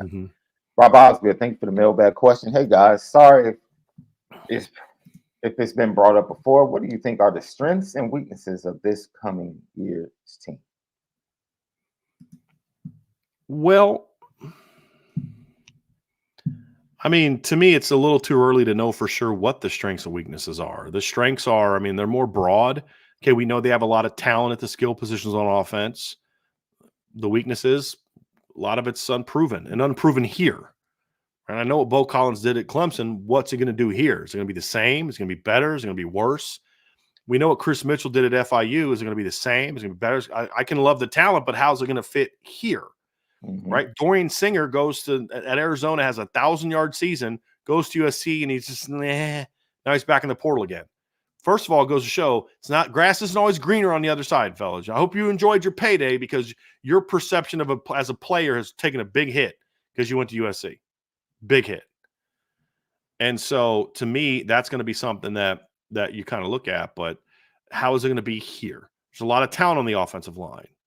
How good is it going to be? We need to kind of get through spring, but here's the things I feel good about saying for next year. I feel really good about the skill talent on offense. I feel that that's a strength. I feel really good about the secondary, and I feel really good about the D-line. I feel like those positions right now, I can comfortably say are going to be strengths. If they can help Riley Leonard make the adjustment, I think that's definitely going to be a strength, but that's kind of part of the skill talent. I think the talent is really good. Concerns, I wouldn't say that. I don't think Notre Dame has a weakness. But is something not quite up to championship. Like, you don't have a weakness if you're a team that's 10-3 and scores at least 40 points in 9 games. You don't have a weakness. You just may not be championship level at certain things. So the areas where that's still a question mark for me, offensive line, right? Linebacker, special teams. Those are areas where right now the strength conditioning program, those are areas where this past season, some of those positions weren't good enough. Strength program wasn't good enough. Offensive line wasn't good enough. There were certain things that weren't good enough in that regard. Those are concerns that have to be better. And now you throw in linebackers being a question mark because you're going to have some new faces and some younger players in roles they haven't had before. I'm just more I have a lot of confidence they're going to pan out, but it's still a question mark. And then the last one to me is I don't think these are weaknesses. Because you're 10-3, you're a top 15 team, but it's not so much a weaknesses part but more of a question mark about is it championship level, and that's going to be can Coach Freeman develop the culture from January to January, basically, that is good enough to go out and compete for and win a championship. That's the question. So it's an unknown more so than a weakness. I don't know that it's a weakness because weakness tells me he can't do it. James Franklin, that's a weakness. He can't develop the proper culture. He's not a good enough game day coach. That's who he is. It's proven. That's what's going to keep him from getting to that next level, in my opinion. With Marcus Freeman, we don't know that he can't do that. It's just we don't know that he can either. So I'd say it's more of a question mark than it is a true weakness, in my opinion. Now, if in 2 to 3 years we're having the same problem, Sean, then it's a weakness because we've now seen it. That's why I never said, because we've actually had discussions, and our discussion was question versus strengths. Because I agree with you. Weakness is like, you can say, well, they got an inexperienced offensive line. Yeah, but they're talented. And it's not really a weakness. It's a question. Like, we have to see how they develop, how they grow. I think a question that I'll add to what you said, and then we can move on to the next one, is leadership. Like Cam Hart and JB Bertrand are like, those are big voids to fill as far as they meant a lot to the Notre Dame football program. And yeah, you got Riley Mills and Howard Cross, Benjamin Morrison has never had to lead in the secondary. How does he embrace that? Benjamin Morrison is like kind of like a quiet dude. Like, I'll just play. That's my leadership. But if he has to be more vocal, like, how does he step up? Who's going to be vocal on the back end? You can say what you want to say about DJ Brown, but he was very vocal as a safety. So these are things, that are questions, the types of questions that you have. But the defense is a strength. The Al Golden defense is a strength right now. Like, it's just whatever position, it doesn't matter. Just in total, that's your strength. That's your rock. That's what you lean on. And then the questions that exist on offense. I guess the running back room would be a strength. Oh, yeah. I mean, talent-wise. That's why I say skill talent on offense. Yeah. There's no questioning the skill talent on offense. Quarterback, running back, receiver, tight end. There's plenty of talent. Will it be production? That's why I said talent, not it's a great room. It's great. I mean, that's why I say there's a lot of questions about, can Jaden Greathouse make a jump in year 2? Can Jordan Faison make a jump in year 2? How will Chris Mitchell's production translate? How will Bo Collins' production translate? Like, I could see Bo Collins being a guy that comes to Notre Dame and is just exactly at Notre Dame what he was at Clemson. Just a good, solid part of rotation, catches 30 balls, and he's a good player. I could also see Bo Collins being even better at Notre Dame than he was at Clemson, because I think the system that Mike Denbrock runs, and I think it's even more so that when Mike Denbrock got hired, like the Bo Collins pickup became even more important when Mike Denbrock got hired, because Jared Parker never really showed, and same with Tommy Rees, they didn't have the same boundary emphasis in their offense that Mike Denbrock's had at Cincinnati, you at saw Notre with Dame, Neighbors and Thomas, and LSU, and we saw with Neighbors Alex and Thomas Pierce, down at LSU, and the Alex Pierce kid and at Alex Cincinnati Pierce was kid. a boundary. Yes. We saw that at Notre Dame. So there was that presence where you needed your outside to be dudes, where the offense at Notre Dame in the last couple of years was more slot oriented. Now it's more outside, going to be more outside oriented. So if Deion Colsey doesn't step up, then now all of a sudden you really need Bo to become that dude. If Deion steps up and Bo steps up, then you're great there. But I could see Bo Collins being even better now. Like, that pickup to me now is much better than it even was when they got it, because now you have a different offense that's going to be more – you need that boundary presence at Notre Dame now more so than you did previously under Jared Parker. Not better, not worse, just different. And so now the Z and the X are much more important than they were a year ago, where you could feast on slot and your tight end and your outside guys were complementary pieces. They can't be complementary pieces now. They need to be dudes now. And so I would, again, and not just Bo Collins, but Chris Mitchell too, is now even bigger pickups now than they were before. And can they step up and be dudes? That's still a question mark. They've got to show it. They got to prove it. But there's no doubting the talent in the room. It's just like with a lot of things we've been saying about Notre Dame for years, Sean. Talent has not been the issue for Notre Dame for a long time. Now, the talent wasn't good enough in certain spots because of Brian Kelly, but it was always better than what it showed, in my opinion, because, a lot of different reasons. So the talent's not the problem. It's, can that talent turn into production? That's the question for me at quarterback, running back, receiver, linebacker, and safety. I'm less concerned about that at corner, because I feel like we saw enough of those. Like, we saw enough of Christian Gray and Jaden Mickey to say I feel they're going to be good. I didn't see enough of Adon Schuler to know that if he's the number 2 next year, he's going to be a good player. Now, I love the talent. I think Adon can be a 4-year starter at Notre Dame, because I believe he took a red shirt this year. I think it'd be at least a 3-year starter if he decides not to come back for a 5th. I love Adon Schuler's talent, but I haven't seen him do it. Where I've seen Christian Gray be thrust into a starting role really twice now, because the Pitt game when Benjamin and Cam both got hurt, and then in the bowl game, let's say he stepped in and did it. Same with Jaden Mickey. I know there's like Drake Bowen. I don't know that he can step into that role and thrive, because I've never seen him do it, but I know he's super talented. And so those are the things that, it's those positions where we haven't seen guys do it. Like, I'm more confident that Charles Jagasaw is going to be a dude next year than Drake Bowen's going to be a dude next year, or Jaden Osborne is going to be a dude next year. Why? Because I've seen that Charles actually be thrust into that role against really good college football players. And once he got his kind of sea legs underneath him a little bit, it's pretty flipping good. Drake hasn't been put in that situation yet. Not that he can't do it. We just got to see it. And that's kind of where I'm at on those, Sean. So when you guys did the upon further review, you came away even more impressed with Jagasaw? Oh, yeah. Like, the first series and a half was rough. Like, first play of the game, he gets knocked down. It's like welcome to college football, buddy. Right. Once he kind of settled in, it was like, okay, this is what these guys are bringing. These are grown-ups. Then he was pretty flipping good after that. I thought probably first 2 series, he kind of struggled a little bit, stop his feet. And when you stop your feet against those kids at Oregon State, they're going to knock you down. Yeah.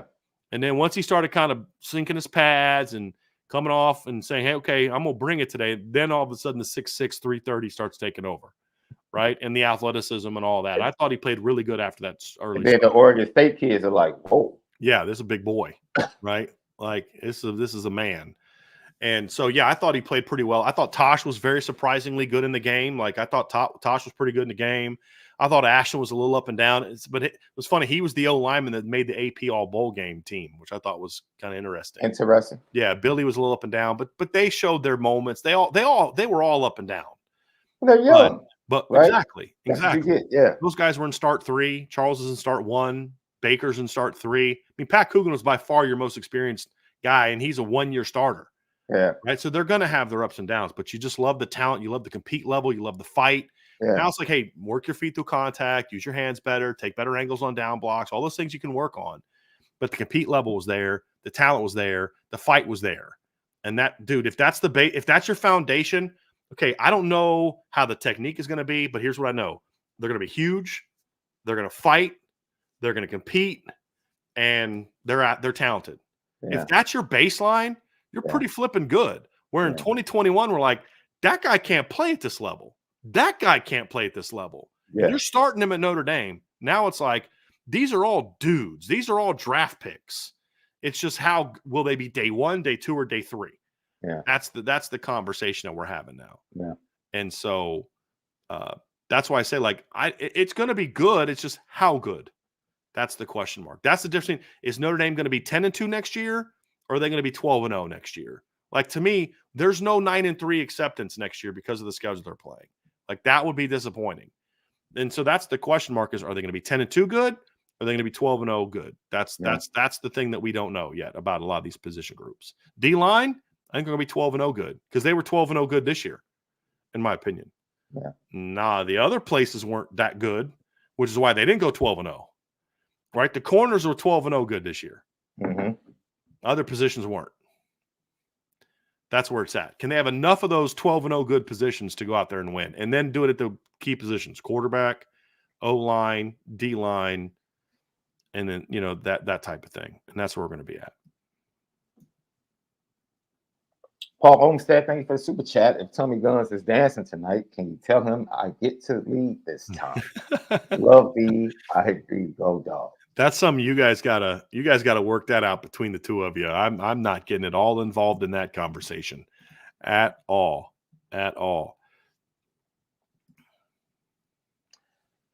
Kevin MC, who are the players with the highest upside at each position for the 2024 season? It's a long one, I know, but good content. Okay, so let's go position by position and say who is the player that has the highest ceiling. So, quarterback, I actually think it's Riley Leonard. And I would argue that Kenny Minchie, I would say CJ Carr has the next highest ceiling, but I could be convinced that it's Kenny Minchie is actually higher. It's between those two guys. I think Riley Leonard has loads of talent. 6'4", 220, athletic, good arm. I think he's got a ton of talent. He's got to put it all together, but upside-wise, I do think it's Riley Leonard because he's got the size that the other quarterbacks don't have. Kenny's 6'1.5", CJ's 6'2.5", 6'3". They're all, Kenny's thick, CJ's a little skinny, but Riley Leonard's 6'4", 220 plus, and just he's got that size. Well, so I'll just give mine, Sean, then you give yours. If you agree, we'll move to the next position. Yeah. I think right now CJ Kenny is like second, third roundish because I haven't seen it. I mean, their performance on the field is going to change that. Riley right now is definitely first round talent. So I think I would say that Kenny's got a little bit better physical tools than CJ, but CJ is a little bit more advanced in some of the other tools than Kenny. But they're both very talented kids. And that's what you get excited, Sean. Like, between the two of them, you only need one of them to pan out. And the reality is they both have the tools to be that dude. Right. Running back, it's close. It's closer than people think, but I'm going Jeremiah Love. But it's a lot closer than people think with Jadarian Price and Keedron Young. It's a lot closer than people think. It's not Jeremiah Love and a runaway. It's Jeremiah Love, but those other two guys are really good. And Aeneas Williams is no slouch either. Neither is Jabron Payne. But as far as upside, I'm going Jeremiah Love. Yeah, we're same. Wide receiver is also an easy one for me. It's Cam Williams, has the highest ceiling of all the receivers. I mean, just maybe not for 2024. I'll say if Mhm. who has the highest ceiling to be the best player in 2024, I'd actually probably say Jaden Greathouse. Either him or Deion Colsey, maybe Chris Mitchell, maybe Bo Collins for 2024. But as far as like when it's all said and done, because he says for the 2024 season, I think Cam long term has Yeah. the most God-given talent. I don't know that we'll see that in 2024. Yeah. I think in 2024 it's between Greathouse, Deion, Chris Mitchell, and Bo Collins for highest ceilings. Jaden Thomas has the highest floor of anybody a receiver. Like, no doubt. If he's healthy, the highest floor. Those are my four guys in contention. Part of me wants to say Deion, but I just need to see him stay. The problem is I Has to just be haven't healthy. Yeah. Has to be healthy. Yeah. Man. So that's why I probably go Greathouse, Chris Mitchell, or Bo Collins right now. If Deion can be healthy and be properly motivated, it could be Deion too. I mean, you just can't teach 6'5", 215, 4'5" with length. You just can't teach that. But does Deion have the other tools to be that great player? That we don't know. Stay healthy, be better in practice, turn your talent into production. We don't know the answer to that. Yeah. Chris Mitchell would be my guy. I've been saying that. Yeah. I think he's going to bring something to the offense that they really haven't had, especially to the field. Well, and they can use him depending upon the situation, especially with Faison on the inside.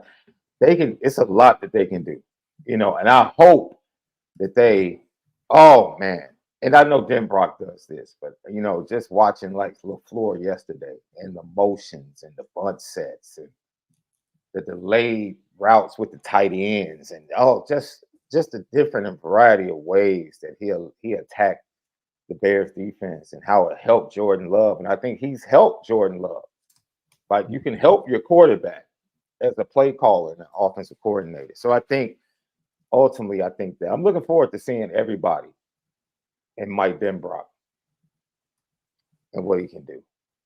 Yep. Yeah, wide receivers, I would put Chris Mitchell up top, but then after that, I'm pulling for Deion Colsey. I really am. Yeah. I really am. Because the tools are there, man. I mean, the tools are there. The other thing too is again, Chris Mitchell. I talked a lot about this with Bo Collins, but the X, the boundary was the top position at LSU, was the top position at Cincinnati. The Z was the top position at Notre Dame under Denbrock with because of Will Fuller. So those two outside positions are going to be very, very important. Tight end, if we're talking upside, it's Eli Raridan. Number one, Mitchell Evans, number two, upside for 2024. Mm-hmm. But Mitchell is the best, by far has the highest floor of all of them. There's no doubt. Like Mitchell is, I was wrong about it coming out of high school, but I embrace it now. I was told, Coach Reese actually told me this. He's like, Mitchell Evans is a day 2 draft pick. This is back before before the 2022 season even started. So before I'm like, okay, I had seen like almost nothing of Mitchell in 2021. And he's like, this kid's a day 2 draft pick. And I was like, I hope you're right. But it's hard for me to know that because he played quarterback in high school. Like, I don't really know that. And I'm like, yep, okay. Yep, he's a day 2 draft pick. I think Eli Raridan, if the medicals check out, has a chance to be a day 1 draft pick. Yeah. Now, will he be that in 2024? Mitchell Evans is going to be their best tight end in 2024 if he's healthy, right? But as far as if everyone reaches their full potential in 2024, I think Eli Raridan's a slightly better player. It's funny because post-game Virginia in 22, remember? Oh, yeah. Michael Mayer was hurt, and we were talking. I'm like, yo, I think Mitchell Evans has a chance. Yeah. Because what did he have that game? Like 4 or 5 catches? You talking about against South Carolina?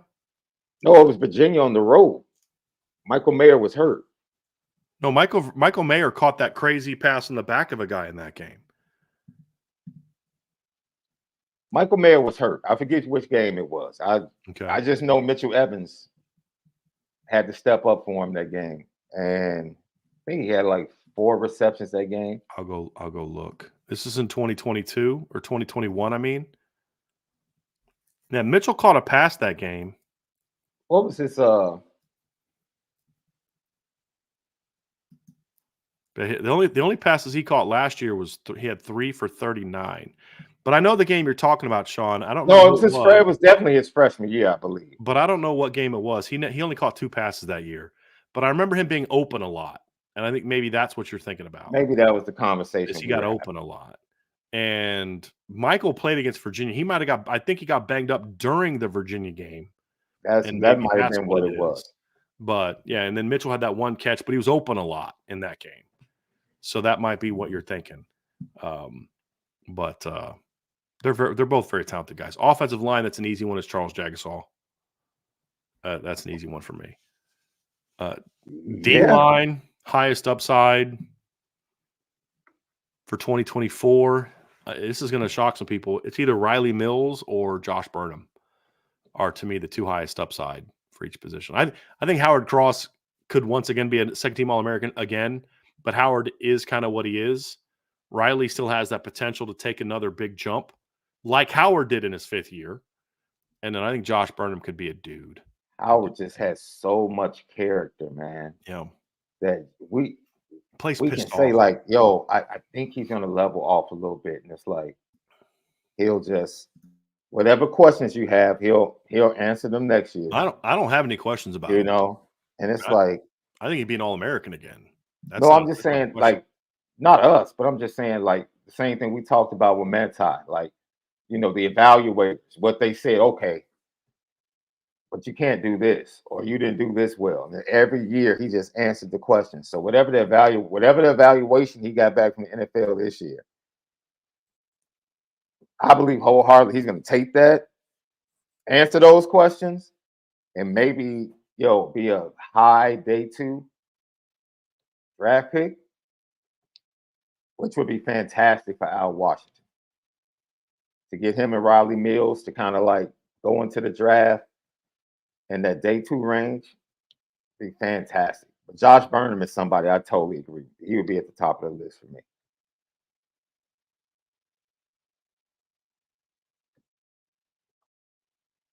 Let's go linebacker. Highest upside. I'm going Drake Bowen as the highest upside. Will he be the best? I don't know, but he's got the highest upside. There's nobody else at the position, with all due respect to Kingston and Jalen Sneed and Jaden Alsbury, that has his combination of size and athleticism and power.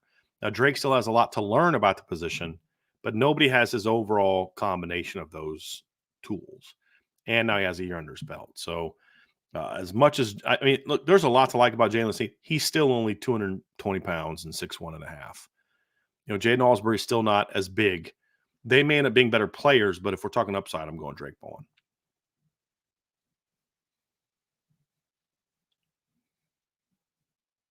I can see someone saying Kingston, or at least putting them in. Ryan probably would make that argument. Yeah. I can see someone saying Kingston.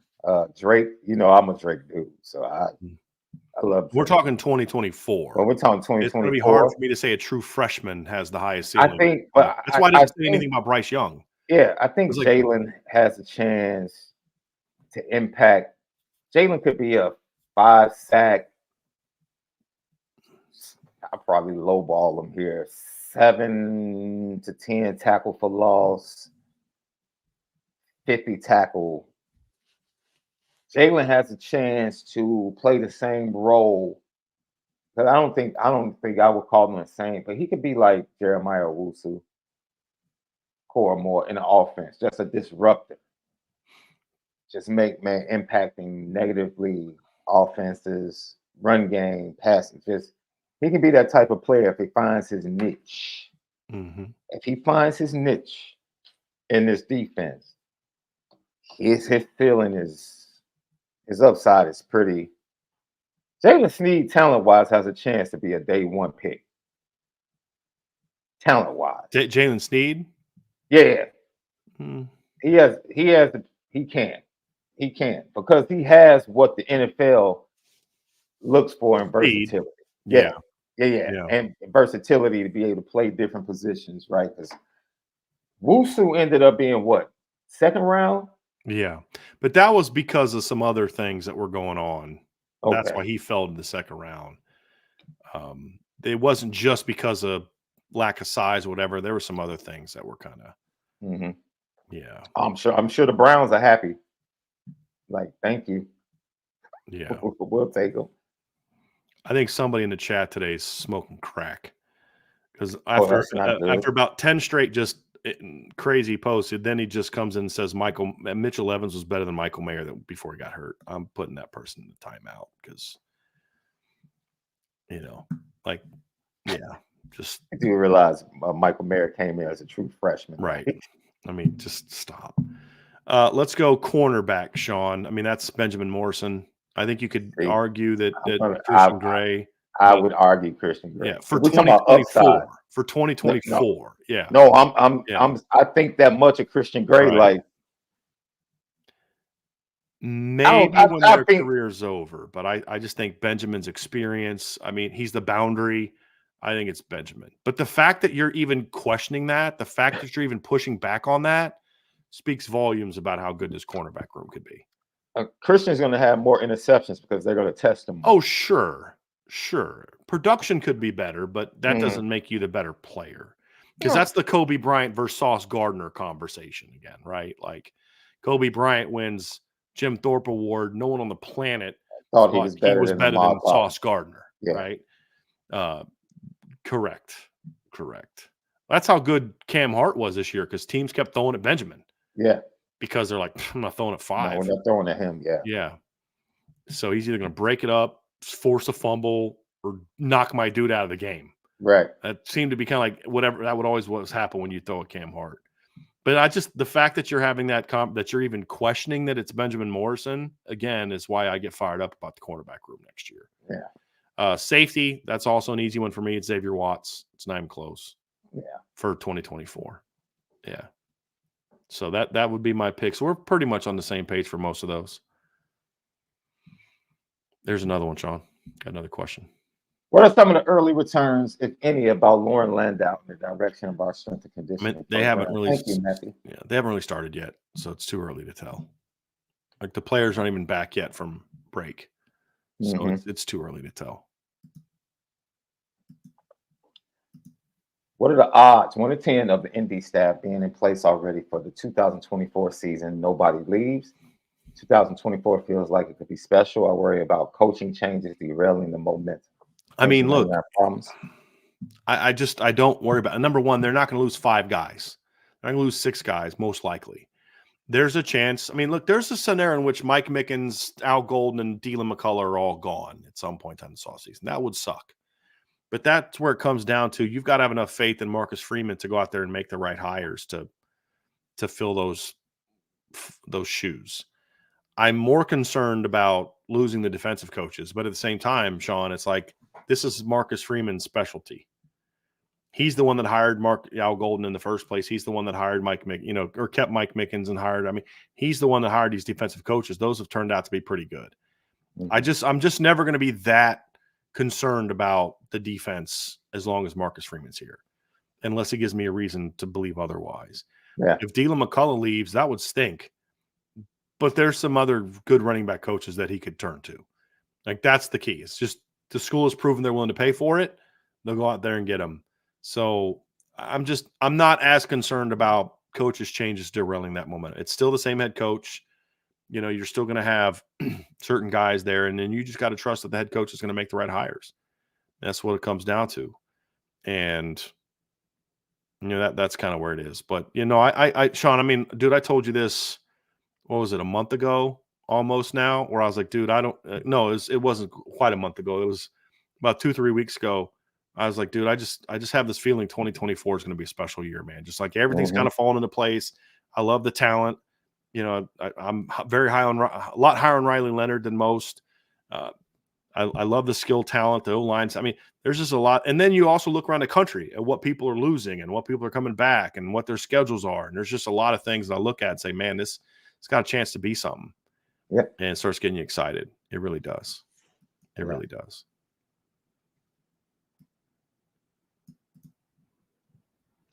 Shane Watson, thank you so much for the mailbag. IB in the house. What changes do you see coming to the strength and conditioning program? Honestly, I don't know. I would say, Sean, maybe listening to that show you guys did with Cam McDaniel might give some insight into that. But I just don't know enough about the specifics of how it's going to be different to answer that question. Shane. And I know Cam knows a little bit about Coach Landau, but also about, when people talk about sports science, what that means. So maybe Sean, while we're answering the next question, if you could maybe go find that YouTube link of that show and maybe put it in the chat and people can look at it. So we'll kind of get to that after we kind of get to some of these questions. So here we go. David M., thank you for the mailbag. Thoughts on Logan Diggs being back in the portal? It depends on why. So Sean, I was told by somebody at LSU that they're hearing that he was kind of forced out after his knee injury in the bowl game, which if that's true is going to make me really pissed off and dislike their football coach even more. But that's one person telling me what he heard. He's going to do some more digging. It just depends on why. If he's upset that he didn't get enough touches, then that's just childish. I'm sorry. Like, you had a good situation in Notre Dame. You chose to leave. And if you're unhappy how it's working out now, well, you know what? You should have thought about that. But that's why I try not to comment on it too much, because what if he was, in fact, told to move on or something like that? Like, we don't know.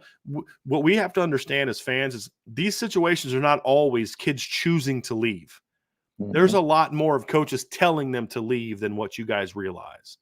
And so I just don't know enough about why he's leaving to really have a strong opinion either way. I hope he figures it out, and I hope he lands on his feet, because I like Logan. But if it's him leaving because he's unhappy, then he needs to grow up a little bit. If it's him leaving because he was forced out, then this is why you shouldn't have gone and played for that POS in the first place. Because you'd be walking to a situation where, you'd be that dude next year, and then, who knows where Notre Dame would be right now at running back. But, he couldn't stay healthy this year. That's always been a bit of an issue for Logan. If he was forced out, that just speaks volumes about the character of the person that forced him out, in my opinion, which his character sucks anyway, but it'd just be more obvious if this is the case. So it is something that was shocking when I saw it, but then it was something that wasn't shocking, right? Because you understand how the person that is the head of the program can misuse players. Mm-hmm. Right? And I'll be honest. We've had this conversation. He is, let me use the right word, because you can misrepresent. I don't want to misrepresent this young man because I don't really know him like that. But there's some maturity that needs to take place. Mm-hmm. And I think that's been evident, in his short college career.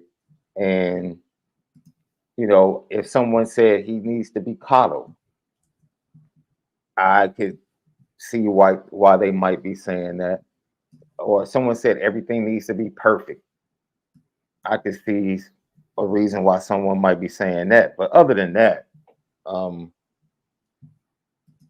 I think the kid missed a great opportunity, man, to be part of a great 1-2 punch and go to the NFL with this guy, Aldrich Estime. They could have both left after this year. Yes, correct, Sean?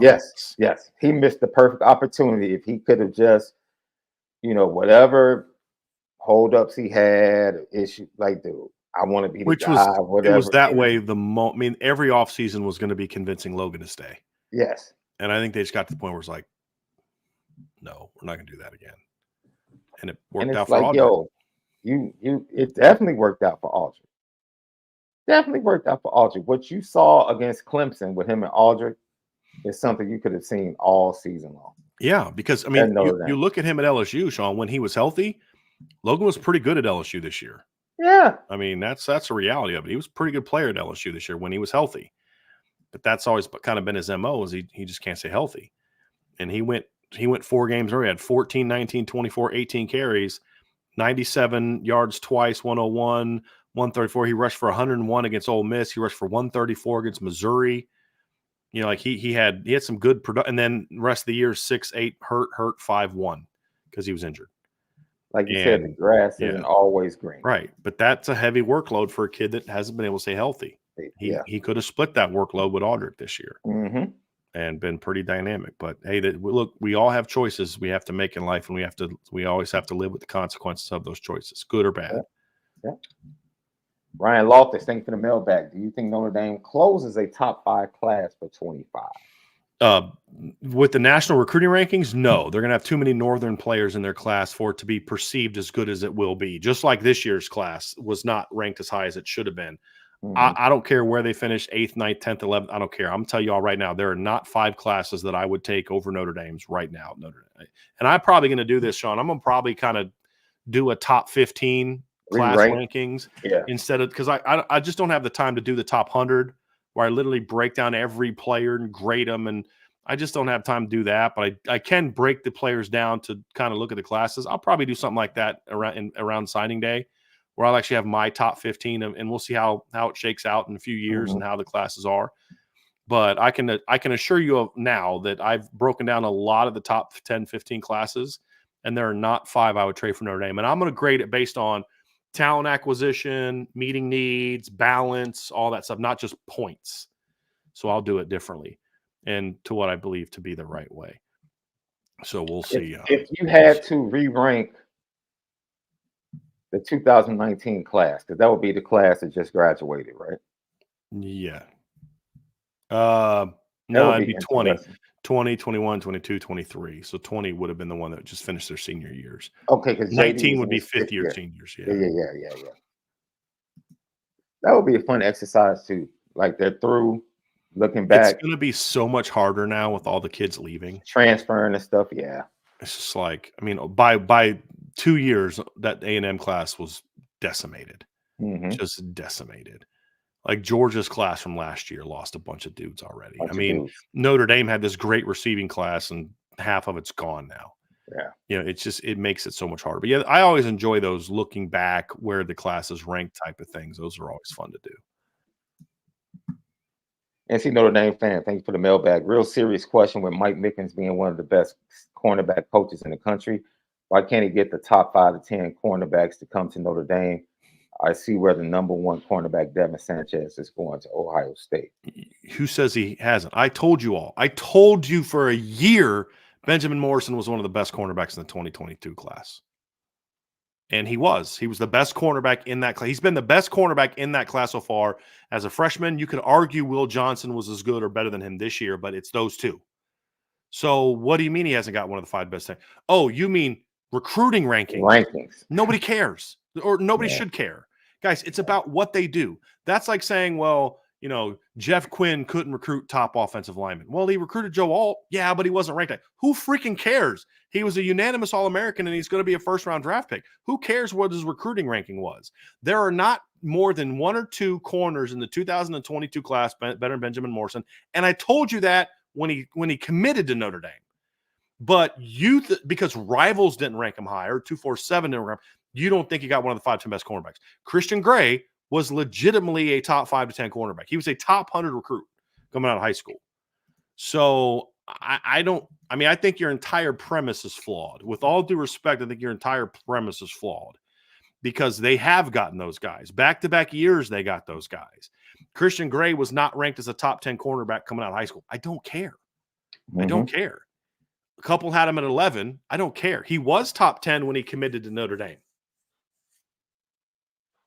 If he would have signed with LSU or Ohio State, he would have stayed in the top 10. Facts. I mean, Davion Dixon was a 4-star kid till he commits to Notre Dame. Now he's dropped out of everybody's rankings.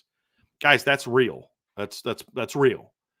But you're going to tell me that Benjamin Morrison was not one of a top 5 to 10 cornerback? You're going to tell me that Christian Gray is not a top 5 to 10 cornerback? Because here's the reality of it, and you have to come to grips with this. Mike Mickens does not give 2 Fs about what Rivals, 247, On3, or ESPN think about cornerbacks in college football and high school football. He gives 0 Fs. He's going to trust his own eyes and own instincts. So what you're saying is, why does Mike Mickens not listen to Rivals and 247 when he's determining who he's going to recruit? That's literally what you're saying to me. He should care about what they say, not his own evaluations. Because in his opinion, Leonard Moore is a top 5 to 10 cornerback. I can assure you of that. In his opinion, Carson Hobbs is a top 10 corner. Now, I didn't agree, but then Carson went out and played his senior year, and you're like, okay, I can start to see it. I still don't have Carson ranked that high. But if Leonard doesn't get hurt, he would have been. So in my opinion, I think he has landed those guys. So, and I think you need to lend it. This is just the way I see it, because you use the reference of Devin Sanchez going to Ohio State. Ohio State has over a decade of putting defensive backs into the NFL. Correct. Mike Mickens came to Notre Dame, and that was like the biggest weakness defensively. That room, he has built it to the point where he's about to start putting players into the first and second round in the NFL and start that pipeline. And then maybe top guys, because kids, that's what kids look at. Devin Sanchez has no proof that Notre Dame can get him to the first round in development. Yeah, he can say, yo, all right, Cam Hart, but these guys are like either still playing or about to be drafted. Right. You're looking at Ohio State, Devin Sanchez is like, dude, I got 10 years of guys that are still playing in the NFL from Ohio State. So, and Alabama the same way, Georgia the same way. So, you know, you have to give Mike Mickens a little bit of time, man. He came in, so he had to go evaluate the guys that weren't the top guys. He did. Again, who did they beat to get Benjamin Morrison for? Right. So if you want to say, well, like, you know, you find that sleeper guy and you had to like Joe Alt was a true sleeper. They beat like Iowa and Wisconsin for him, not Bama, not Georgia, not Michigan, not Ohio State. Right. They beat those teams that find the sleepers. He was a true sleeper. Benjamin Morrison, they beat Jimmy Lake and Nick Saban for. Folks, there are not two better DB coaches in America than Jimmy Lake and Nick Saban. There just aren't.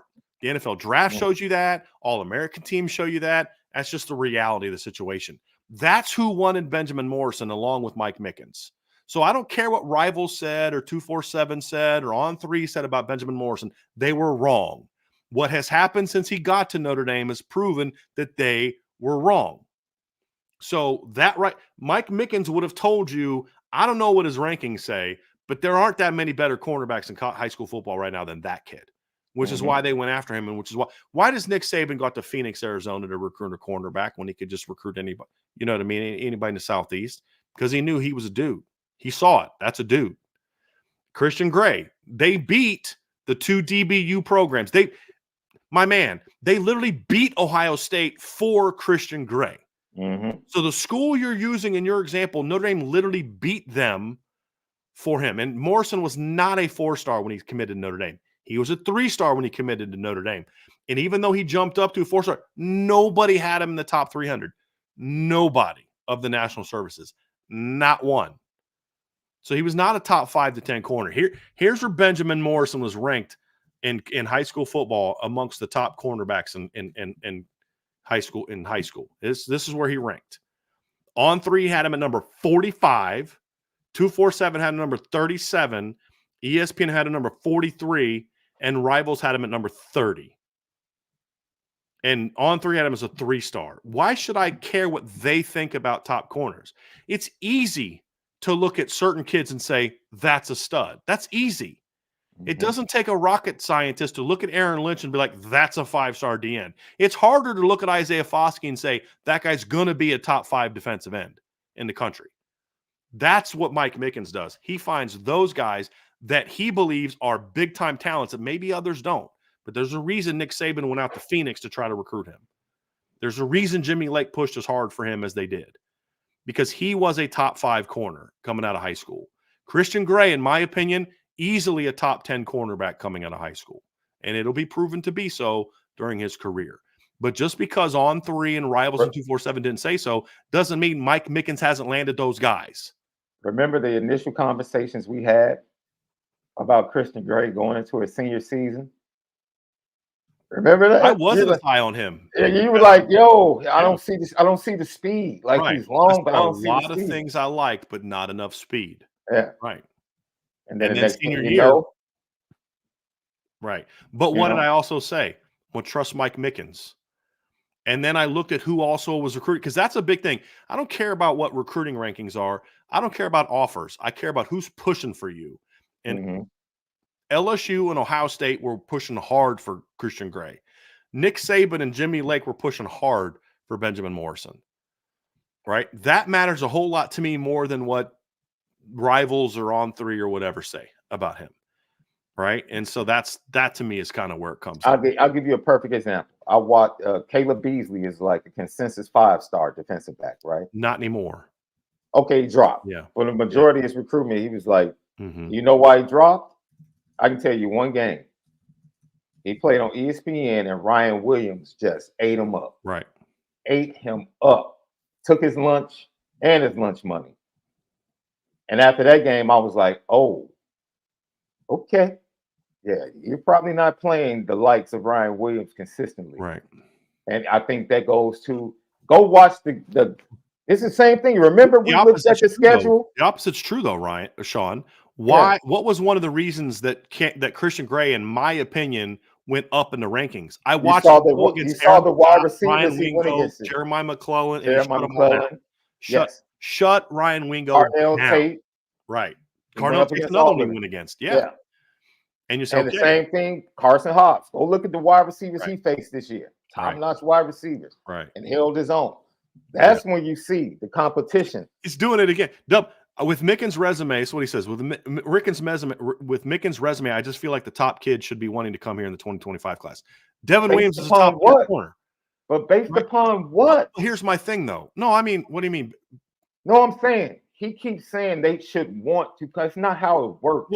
Well, I'll disagree with you a little bit, because I do think there's top corners looking at Notre Dame right now. No. He's had top corners looking in the last 2 cycles. Right. Dallas is that guy. Devin Williams is that guy. Devin Williams is a top 100 player. They are highly ranked guys. Yes. So now you're kind of changing the narrative a little bit. But the fact is, there are top guys looking at Notre Dame. I think what Notre Dame has done with Benjamin Morrison and Cam Hart, you are having higher level kids looking at Notre Dame more right now. Yes. But it's only going to go so far until you start seeing guys get drafted higher. But he is getting that. Guys, I'm going to tell you something right now. There were guys in the 24 class that were top 100 corners that were interested in Notre Dame that Mike Mickens said, no, I don't think he's that good of I don't think he's better than Leonard Moore. That's a fact. Sean, you know some names I'm talking about. There were some guys in the 22 class that were very interested in Notre Dame that you all would have been like, wow. But he said, no, I think these kids are better. I like Micah Bell's upside better. I like Christian Gray better. Same thing with 25. There are some 25 kids that I know express interest in Notre Dame that Mike Mickens said, I'm not that high on that kid. Yeah. Because they're not as good as other guys on the board. That's the whole point. And so you keep talking about, I think top kids should be looking at Notre Dame more. And my answer is they are. That's what Benjamin Morrison was. That's what Christian Gray was. Right. And so that's my whole point, is they are getting those dudes. Those guys are interested in Notre Dame. Just because Rivals doesn't think a guy is, and this isn't a shot at Rivals, because, our guy John Garcia is working there now. And I do trust John to a degree. I trust myself to a degree. But when it comes down to cornerbacks, I'm smart enough to know that I'm not smarter than Mike Mickens when it comes to evaluations of cornerbacks. Facts. Right? Facts. And as much, dude, he's not the defensive back coach at Alabama. He's the defensive back coach at Notre Dame. There are other factors that go into not just the evaluation, but making sure this kid can get in. Like, you don't know who falls outside. Recruit at Notre Dame, right? Yeah. You don't know who falls outside. You don't even know if Devin Sanchez would even academically qualify to get into Notre Dame. And we're not saying he won't. We're just saying we don't make know these assumptions. Yeah. But again, I just go back to the fact, Sean, of those things are all true. But he is getting top 5 to 10 corners to come here. That the whole premise is, why can't he get top 5, 10 corners? He is. Benjamin Morrison was. I don't care what the rankings say. Christian Gray was. I don't care what the rankings say. Leonard Moore is close to being a top 10 guy. I don't care what the rankings say. And that's why the product on the field tells us a different story with a lot of these kids. I mean, guys, did you look at Notre Dame's recruiting rankings this year for their defensive starters? Yeah. It's not impressive. But they were really good football players. I don't care what the recruiting. I don't care that Cam Hart was not ranked Cam Hart was not a top 500 football player coming out of high school. Can anyone tell me that Cam Hart's not a top 100 to 150 player in college football this year? Of course he was. I mean, Isaiah Foskey was not a top 200 player coming out of high school, but he was a top 50 draft pick. So what matters to you more? Joe Walt was not a top 200 player coming out of high school. I think only one service even had in the top 200. That was 247. And they had him like 180 something. Yeah. Everybody else had him lower. He's going to be a top 10 NFL draft pick. So, like, Notre Dame needs elite players. We just have to stop allowing certain people to define who the elite players are and aren't. And some of them are obvious. Others are not. I'm telling you right now, Sean, I'll say this and I'll let you go. I promise you, I know this. You know who my source is on this. Mm-hmm. They viewed Benjamin Morrison as an elite player. Yeah. Coming out of high school. They viewed him as one of the 2 or 3 best cornerbacks in the entire country when they went after him. And they got him. So just because other recruiting services didn't agree doesn't mean Mike Mickens didn't go out and target a top 5 corner and land him. You and I both know that they viewed Christian Gray as a top 3 to 5 corner in the 22-23 class, even before I came around on him being that. He saw before I did. And so you may think that they're not because of what Rivals and 247 and ESPN say, but I'm telling you, Mike Mickens viewed both of those guys as top 5 corners in high school football, and they got him. And Leonard Moore, I don't know if they viewed him as a top 5 guy, but certainly a top 10 guy. They loved Leonard Moore coming out. There were highly ranked corners still on the board that liked Notre Dame when they took Carson Hobbs and Leonard Moore. Yeah. Now, we'll find out if Coach Mickens is right or wrong about those guys. Nobody's perfect. Yeah. But I'm just telling you, they don't think Notre Dame would push back against your entire premise that they aren't getting top 5 to 10 corners because they believe Christian Gray and Benjamin Morrison flat out are top 5 corners, flat out top 5 corners. And we'll find out if they're accurate. See, it's a great discussion, right? But the problem is, and I hope this answers it, the problem has absolutely nothing to do with Mike Mickens, and you're trying to pin it on Mike Mickens. The cornerback at position at Notre Dame has no credibility. The offensive line position has credibility with multiple coaches. So Notre Dame will always get top offensive linemen. They will always get top tight ends at Notre Dame. Why? Because they have a history of producing first and second round players at that position, regardless of who the coach is. Regardless, they're trying to break that trend with the quarterback room. Mike Mickens has broken that trend with the cornerback room, and you have to give him time. Right. And if he leaves to the NFL, the next coach will have something to come in on. He'll benefit from what Mike did. He'll benefit and continue the tradition. So you ask, it doesn't matter what the coach currently at Ohio State has. Ohio State as a program has produced at this position. The coach there, coach there, it's gonna and Ohio just happens to be a great place full of high school kids that can play the position. Both of their top corners last year were from the state of Ohio. Yes. Correct. Here's the thing, Sean. The guy that coaches there now did not coach Jeffrey Kuda. He did not coach, Marshawn Lattimore. He did not coach all those guys they had. But he, like you said, he's still getting the benefit. Joe Rudolph did not coach Quentin Nelson. He did not coach Mike McGlinchey, Ronnie, but he's still getting the benefit of that, right? Yes. My point again is I get what you're saying. I'm pushing back on the entire premise of why can't he get them? Because my point is he is getting them. He is getting those players. And they kept pushing back like, 25. You're assuming that there aren't top players in 25 at corner that are interested in Notre Dame. And my whole point is they are interested in Notre Dame. They are. They're looking at Notre Dame. Some of them have visited Notre Dame. You're assuming that because Mike Mickens doesn't go get those guys, that it's because they're not interested. There are a lot more times where he's not interested because he thinks someone else is either a better player or a better fit. Because the other thing too is this kid may be a great talent, but he can't fit here. So it's wasting all of our time to bring him here. And that's to your point. But again, Benjamin Morrison, Christian Gray are top 5 to 10 cornerbacks, and Notre Dame got them. This all goes down to a premise of we're assuming that Rivals and 247 and those guys get it right in their rankings. Some of them are obvious. It doesn't take a rocket scientist to look at Caleb Downs and say, that's a 5-star.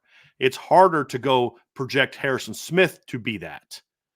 It's harder to project some other players to be that. And that's the whole point. He says, I see your point, Brian. It's not about rankings. No, it is about rankings because Notre Dame ranks their players too. They have A group guys, B group guys, and C group guys. It's just that their rankings aren't the same as 247 and Rivals and On3. That's the point. Their ranking is Benjamin Morrison is one of the best corners in the class, 2 to 3 best corners in the class. Christian Gray is one of the 5 best corners in the class. And their evaluation, not of guys they can get, but just top in the class. That's the whole argument, is you're assuming that that the only people that can identify who the top 5 to 10 are is Rivals, 247, and On3. That's the flawed premise. Now, if we're going to accept the premise of those people, that's where Sean's argument comes into play of those kids that are more highly regarded are going to focus more on the schools with a more proven track record. Because we've heard the same argument at offensive line. Well, why doesn't Harry Hiestand go after more highly ranked guys? Because he made a living on not going after those guys for much of his career. Because he doesn't care what Rivals thinks about an offensive lineman. Mike McGlinchey wasn't highly ranked. Quentin Nelson was highly ranked by Rivals. ESPN had him outside the top 200. So should he have not gone after Quentin Nelson and instead recruited somebody else because there was more highly ranked guys in the class? No. Alex Bars was a top 100 guy, but he didn't go after him because they ranked him as that. He evaluated him as that.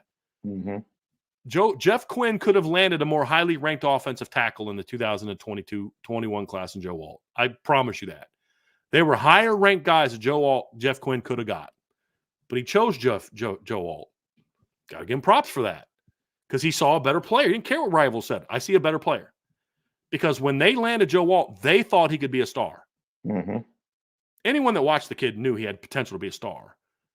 You know, that knows offensive line play. Just could he get there? That's the question. So Sean, I agree with what you're saying regarding the perceived top players. Yeah, you can't pin that. Look, you saw. I think you said it earlier in the show when Mickens came in. That position room was a hot mess, man, and had been for a while. 2 years of Julian Love doesn't change that. No, especially when he goes and gets picked in the 4th round and gets moved to safety. Absolutely. And so now you're really just seeing the fruits of like the first thing he does is, however it happened, Cam Hart, come on over. And he turns Cam Hart into a day 2 defensive back to be the anchor of future, return on investment as far as the NFL draft. Benjamin Morrison is coming right behind him. Christian Gray is coming right behind him. Now you start to see a track record that can be formed. And then the kids in the 25 class, Dallas Golden, Devin, he's doing it the way it needs to be done at Notre Dame. He figured out a way to do it, and he's doing it. If he was at Alabama, he might be doing it a totally different way because it's a totally different task, and it's probably much easier. So. But I'll say it again, Sean, and this isn't for your benefit. If he was at Alabama, would he have targeted anyone other than Benjamin Morrison that year either? No, because that's who Nick Saban targeted. Yeah. Right. That's my whole point is that was a guy they would have targeted at Alabama because Alabama did target him. So like I get you and I are kind of saying the same thing. We're just looking at it from different standpoints.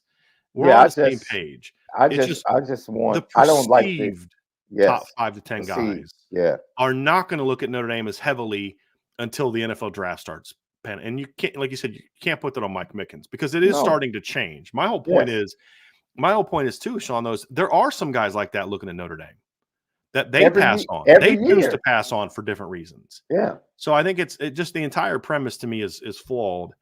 And I never heard a word from Notre Dame about Devin Sanchez. Not a word. What's the other kid that committed to Wisconsin that Notre Dame was in early on? The Remington Moss kid, the safety. I was a defensive back. I forget. Yeah, Remington Moss. He was a safety. Remington Moss? Yeah, he's committed to Wisconsin. Yeah. They were on Mbakwe early. Oh, you're talking about last year's class? Yeah, last year's class. Not. Gotcha. I'm not sure. His name is so catchy, man. But go ahead. No, I'll look it up. I'll look it up real quick and see who it was. It's a kid in the 24 class is what you're talking about. All right, so they're DBs. Oh, Emilio Agard. Amelia Agard. Yeah. There you go. Yeah. Another kid. He's out of Pennsylvania. He's Right. like a Pennsylvania, New Jersey He's a kid Philly somewhere? kid, yeah. Philly kid, yeah. Another kid that, I don't, for some reason, Amelia Agard was there. Jalen Bachway was at the top of the list, but they knew it was going to be hard to get him away from Alabama. Like before from they there. could, yeah, he had visited Alabama like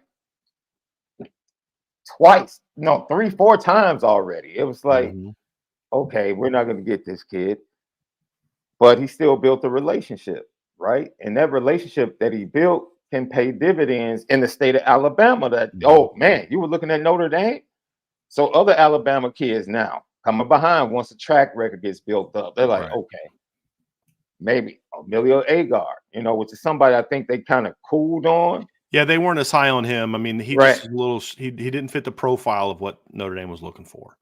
They chose Carson Hobbs over him and some other kids, right? And that is they got Carson Hobbs, and he was committed to another spot, really, like South Carolina, yeah. So that's what South Carolina has a nice that staff has a pretty good track record of defensive backs recently.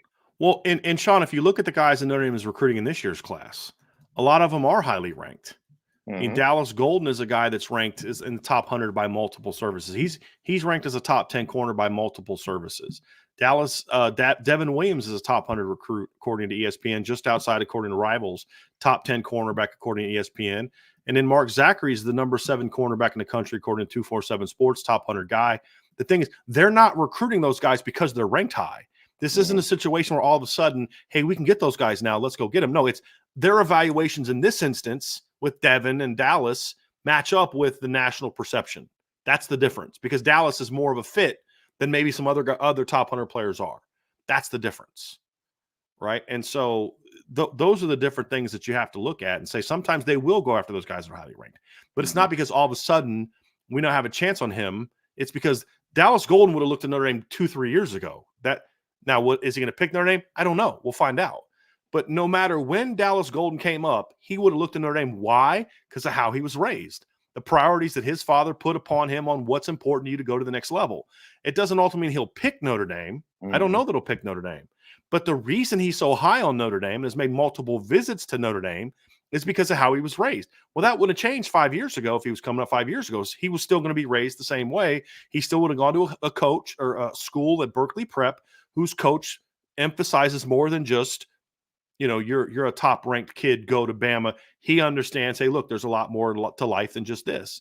That's the circumstance. Other kids aren't raised in the same circumstance, which is why they're not going to be considered. So like a kid like him is going to look at Notre Dame no matter what. If he was viewed as a 3-star kid, they'd still go after him and he'd still look at Notre Dame. If he was a 5-star kid, they're still going to go after him and he's still going to look at Notre Dame.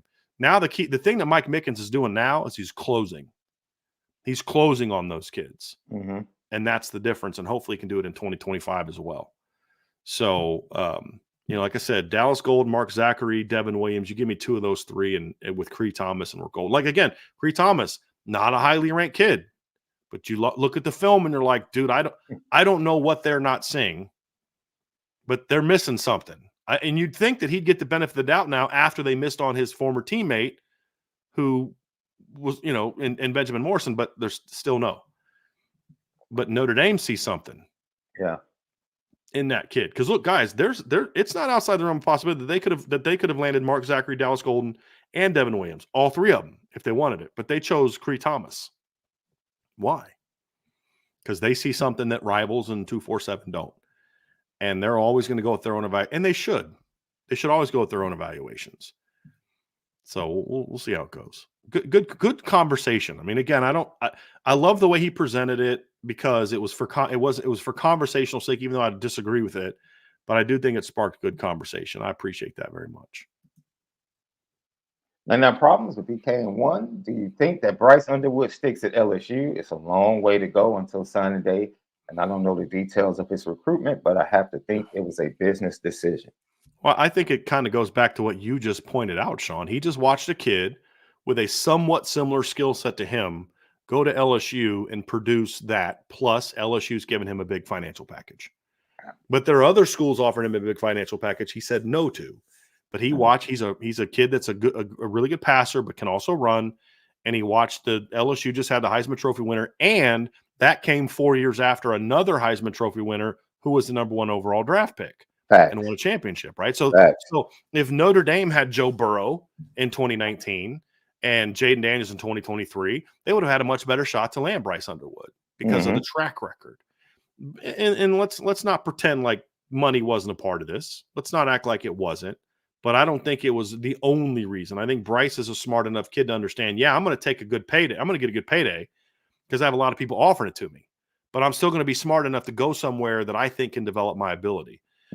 I don't think LSU is going to have that same presence there because from some things I've heard about Joe Sloan, I'm not overly thrilled about. I think Mike Denbrock had a lot more to do with that quarterback development than maybe some people give credit for. Now, I don't know if Ryan has shared some of those things with you as well. Some people tried to pull the rug out from under Denbrock when he left, trying to make it seem like Sloan was the one that really was working with that Jaden Daniels.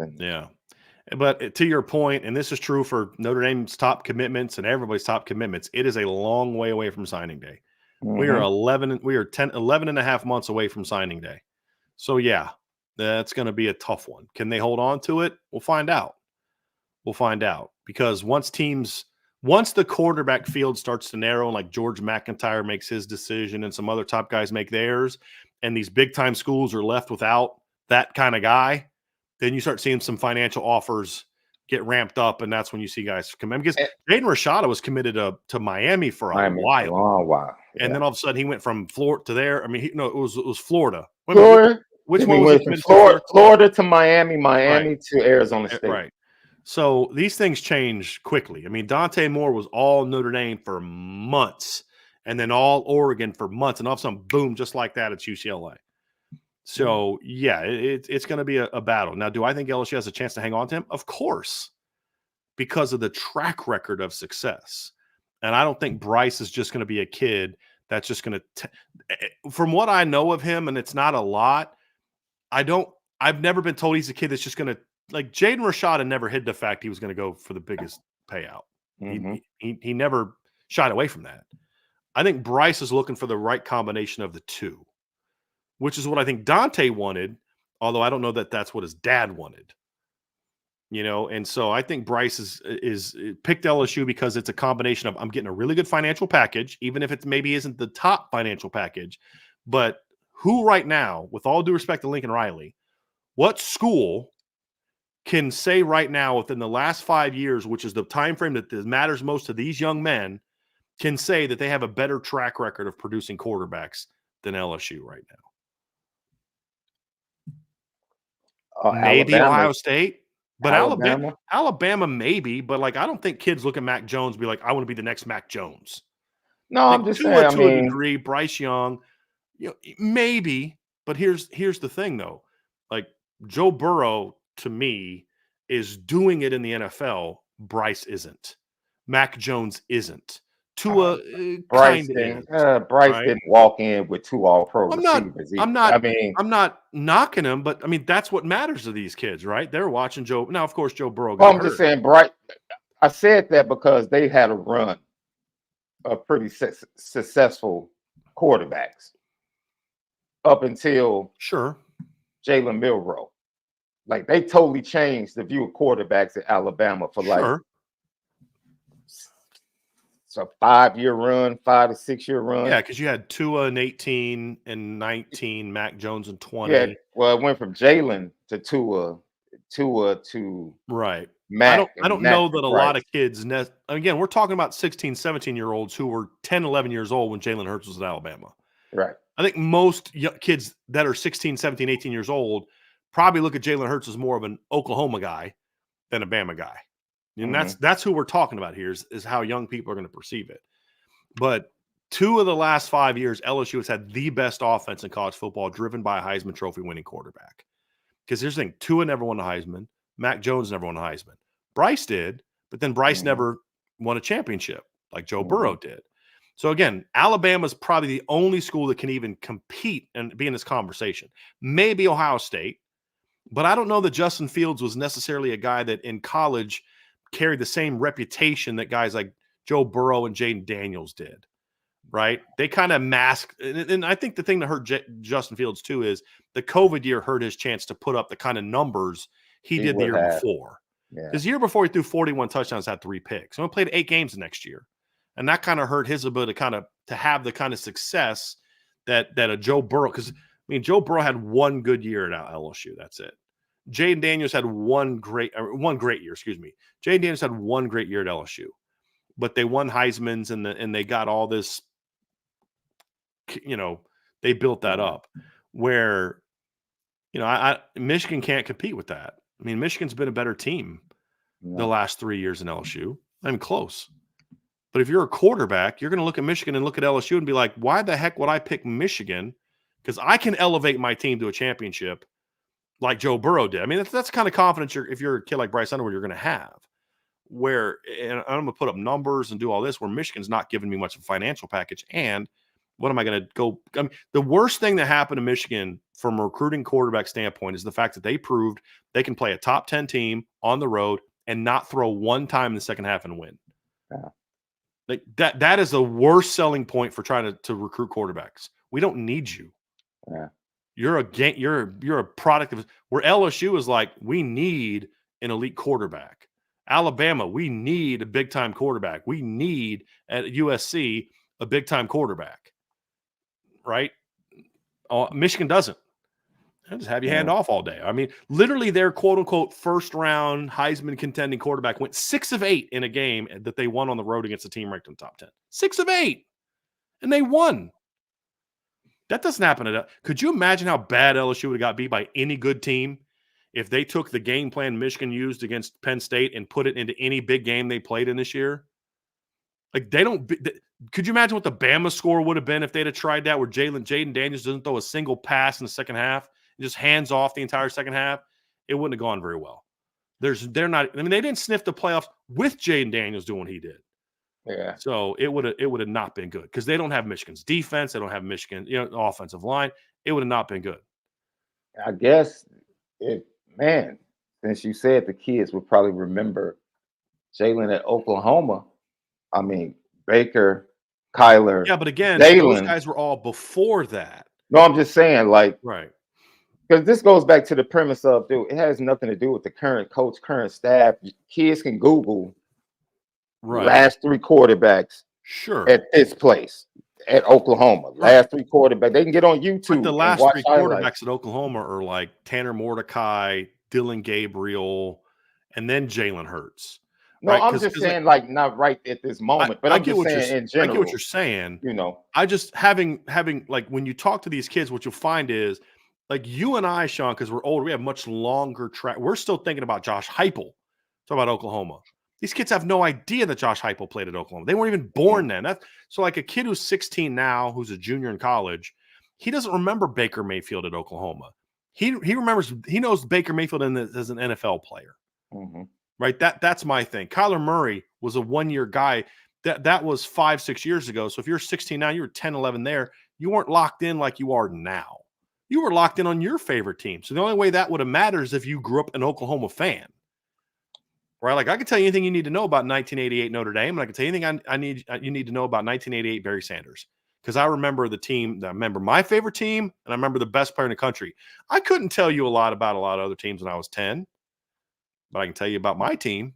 Mm-hmm. That's kind of the way I look at it. So when you look at teams like, even Joe Burrow's getting to the point now where it's like, in a couple years, that's going to be a lot less relevant. Because that's just the reality of dealing with young people. It's like their depth, their time of frame of reference is going to be like, you and I remember quarterbacks from 20 years ago. These kids haven't even been alive for 20 years. Yeah. And that's kind of the way I look at it is why that matters. But Bama's a good argument because of even if you just go Tua, Mac, and Bryce, they're going to remember Mac and Bryce for sure, and probably Tua, because Tua's 2019, same year as Joe Burrow. Yeah. Right. And they might remember maybe Kyler Murray and Jalen Hurts at Oklahoma, but then they're going to also remember, okay, but you had Bryce and, you had Dylan Gabriel and Tanner Mordecai, and it hasn't been as good the last few years. And then you just have kind of like, you know what? Kids 10 years from now will know Notre Dame as an offensive line school. Yeah. That goes all the way back to Lou Holtz. Like, it's just certain things. Like USC will always be known as a quarterback school. They just will. They'll have dips. Well, you're like, okay, they haven't had a quarterback, a decent They already do. Miami is known as a defensive back linebacker school. Like, dude, Tyreek Stevenson was drafted in the first round by the Bears, and it's like, who? What? And the kid is pretty good, right? But once again, that's something to add on to the legacy of defensive backs coming out of Miami. It's just certain tags, I think, for a long time. Linebacker at Ohio State was a tag, right? So it's certain positions that you'll always have. I think USC also was like an O-line school for a long time. Right.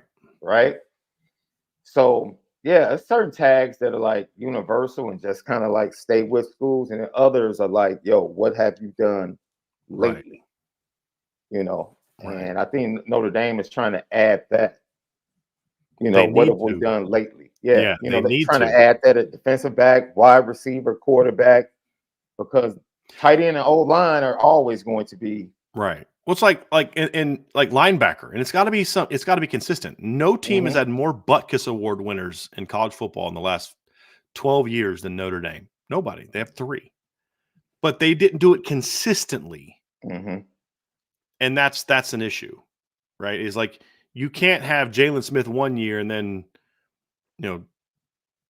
Manti, but then he's surrounded by Dan Fox and Prince Shembo and Kerry Neal, who are nice players. Carlo Calabrese, where Bama's got 3 linebackers and they're all getting drafted in the first 2 days of the draft. You have that one guy, and then there's this huge drop off. It's like Jeremiah Usu-Koromo is an elite player, but then who was next to him?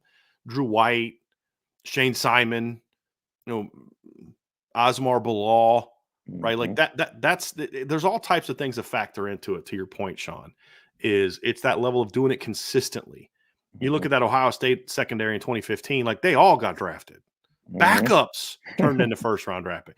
We talked, you and I, we're old to talk about that 02, 01, and 01 Miami team. Like you had DBs that were not even starters on that 01 and 02 teams that became first-round draft picks. Like, it's just insane, right? And that's where Notre Dame's got to get to in several positions, because the draft still matters to these kids. Like Notre Dame has definitely taken steps towards fixing this perception with the results on the field. But at the end of the day, you need that final piece of NFL draft, because it's not that these kids care that Notre Dame's had great offensive lines. It's that they look at Notre Dame and they're putting these kids in the NFL all the time. And there was like 3 years ago, you had 3 first-team All-Pro offensive linemen, all from Notre Dame. It was nuts. First or second team All-Pro lineman, because Ronnie was first or second team, Zach Martin and Quentin Nelson. Nobody else is doing that. No. Right? That's good. Some of these questions that are coming down the pike are really sparking some good. You're watching like playoff teams, and all you see. Last night, I'm looking at Liam play, protecting Tua. I look up, and there's Ronnie protecting the backup. Like Lamar didn't even play; he's protecting the backup, right? And you go to somebody else, out there. Banks out there with Purdy and the 49ers. It's like you look all over the place. Quentin Nelson, Saturday night. What didn't Robert Hainsey start this year as well? I think so. Yeah, for the Bucks. So they made the playoffs. It's like you just see Notre Dame offensive linemen like being McGlinchey with the Broncos. McGlinchey with the Broncos. You see guys successful all over the place. Jared Patterson was a big surprise for the Houston Texans. Was he? Like, oh man. Did he start for him this year? He played some games for them. That's good. But Patterson kind of leveled off right towards the end of his college career, and he went to camp and he impressed. It's like, that's because if you go to Notre Dame, it's almost like you're going to become a really solid player or become an elite player. At worst, when you get to the NFL, you're going to be able to play. Right? Sam Mustipher started for the Bears for like a year and a half. At center. So the place just it's something about each institution that they just have an ability to produce. Well, it's like Iowa. Oh man. And why do, like, to me, if you look at the college success, there's no debate between Iowa and Notre Dame as far as tight end. There's no conversation. But the reason Iowa's in it is because Iowa's had a lot more NFL success with their tight ends for different reasons. Tyler Eifert was on the verge of blowing up, but injuries just kind of derailed his career. Some of these other, Kyle Rudolph was a good player, but he wasn't what George Kittle's has been for the Niners, right? I mean, that's the reality of it. Is they've had more guys that have produced in the NFL. And why is Notre Dame, to me, considered O-line U? It's not just the draft picks. It's these guys have gone to the NFL and produced. And that's going to be a big key. Last couple questions, Sean, and we got to get out of here because we got a couple things we got to get done here before some things happen at 5:00 that I want to get here. Here's an interesting question that I saw. Irish blooded, thank you for the mailbag. Harder to do as a head coach, win the college championship at a standard top 25 team, or win the Super Bowl? Win a championship at a standard top 25 team. Look, it's the way there's so much parity in the NFL, Sean. If you have one good draft and one good offseason, you can go from being terrible to a 11-6, 12-5 team like the Lions. If you can go. I mean, it's so much harder now, and you get a higher percent. Because here's the thing: well, the same number of teams are going to be in the NFL playoffs as in college football. Yeah, but that's over a third of the NFL teams are in the playoff. Not even 10% of college football teams are in the playoff. So it's there's just a lot more. It's a lot harder. I still feel like in a place like Wisconsin, it's going to be much harder for them to win a national championship for football than it is for the Detroit Lions to do, have a couple good draft classes and sign some free agents and win the Super Bowl. Yeah. In my opinion, it's easier. It's easier to do that in the NFL than it is when you think of standard top 25 team. Yeah. Because I don't consider Washington a quote unquote standard top 25 team. They're a team that's been a powerhouse in the past and those type of things. But, I'll say this, my answer could change in the 12-team playoff because you could just get that team that has that right dynamic and they just finish the year on a strong note where you're like, man, that team was like 10 or 11 all year, but they got in the playoff and they were hot and they had some matchups that were favorable and they went and won a championship. It's a little bit more doable in college football now when they expanded to 12. But think about the percentage of teams.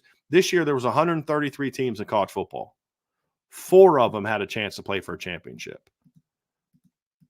That's 3%. Yeah. Where there's 32 teams in the NFL, right? Don't 12 make the playoffs? Is it 12 still? Yeah. So that's 14. 14. Is it 14 now? 7 teams. Okay, so 14 now. That's 44% of the teams in the NFL make the postseason, and if you get hot, you can win it. I mean, we've seen like the Cardinals that one year were 9-7, won all the Super Bowl and almost won. The Giants one year, I think, didn't they go 9-7 the second time they beat the Patriots? Oh, the wild card teams have won a Super Bowl throughout the history. Right. Like the Giants beat the best New England Patriots offense ever with Tom Brady. Right. As a wild card team. So 15-1 team. Exactly. Yeah. And so didn't they go 16-0 that year? No, they got 16-0. Their only loss was the Super Bowl. Right. It's just in college football, that's not happening. No. There's nobody was beating 19 LSU. Nobody. It just you just don't have a pair. Not a 12 or 11 seed. That's like paramount to like a 12 or 11 seed. The only team that had a chance to beat them that year was Alabama and LSU and Clemson. Those are the only teams that had a chance. Alabama made it close at the end, but it was like 30-13. Clemson actually controlled the first half, quarter and a half. Yeah. Yeah, but even then, right before it's one thing to slow them down because they just kept playing a field position game early on. But eventually, that team was going to do something. It's not. I mean, to your point, Sean, 16-0 Patriots with one of the greatest receivers ever, one of the greatest quarterbacks ever, one of the greatest tight ends ever.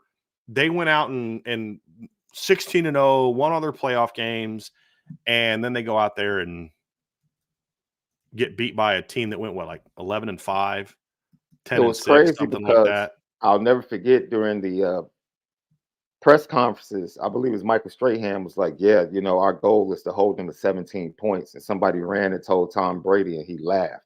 And I think they scored 14. Yeah, it was low scoring. Yeah, the It was final like score was 17-14, was it? yeah, I'm looking at it Or now. Let's see. 21-17 or something like that. Yeah, it was low scoring. Let me see Super Bowl. It was 17-14. Yeah. Yeah. So they didn't even get to 17. And that just goes to show you, man, football is the NFL, like right now, right? Everybody, do you understand how hot Patrick Mahomes can get in the playoffs? Yeah. Like all of a sudden, if his receivers start catching the ball for like 2 straight weeks, now you're talking about a totally different offense, Right. right? Is it possible? Of course it's possible. Will it happen? I'll probably bet against it if I had to. But I mean, yo, you're talking about the best quarterback in football. Like And to your point, that Giants team that won the Super Bowl against the 16-0 Patriots, they were a wild card team. They lost yeah, twice to the that's what I Cowboys that mean. year. Yeah. I mean, I think the so Redskins have won as a wild card. I know the Raiders have won it as a wild card. The wild card teams have won Super Bowls yeah. forever. I mean, it's something that happens like at least once every 5-6 years. So Yeah. like you could literally, and the wild card now is so crazy because you have wild card teams that have 10-11 wins now. It's not like the wild card is like 8-8. Yeah. You know, you might or 8-9 or but now you have some dangerous wild card teams. Like, yo, the Philadelphia Eagles, who were in the Super Bowl last year, are a wild card team. Yeah. Yep. Last question, Sean, I want to get to here, and then we're going to wrap up. So let's get to this question right here from Throwing Hands Irish. I like that one. Is Ashton Craig better than Zeke Correll, or is he just a younger player of the same caliber? Well, here's the thing. There's 2 Zeke Corrells. There's a Zeke Correll that came to Notre Dame before like 3 or 4 really big injuries, and then there's a Zeke Correll that we saw the last 2 years, which was more about toughness and leverage and smarts. That's part of the game. Ashton Craig is, to me, right now, more physically talented than what Zeke Correll is. And honestly, Ashton always had a higher ceiling than Zeke because Zeke was always going to be short and a little short-armed and a little undersized. Zeke was always going to have that as an issue, even before the injuries, where Ashton is taller, longer, has the better frame, similar athleticism, because Zeke was a very athletic kid coming out of high school. That's where the injuries, the knee injuries, the back stuff like that kind of slowed him down. He wasn't quite as – and that's always an issue with a kid like him is can he put on the weight and maintain that athleticism? That was my big thing on Trevor Ruland. Trevor Ruland had some of the best high school film I've seen from an offensive lineman. He was a destructive player in high school. But the question was always, can he get to 300 pounds and still be that athletic? Right. And he couldn't. He got real tight. Some guys, Joe Alt, put on that weight even more than I thought and was even more athletic in college than he was in high school. Just everybody's different.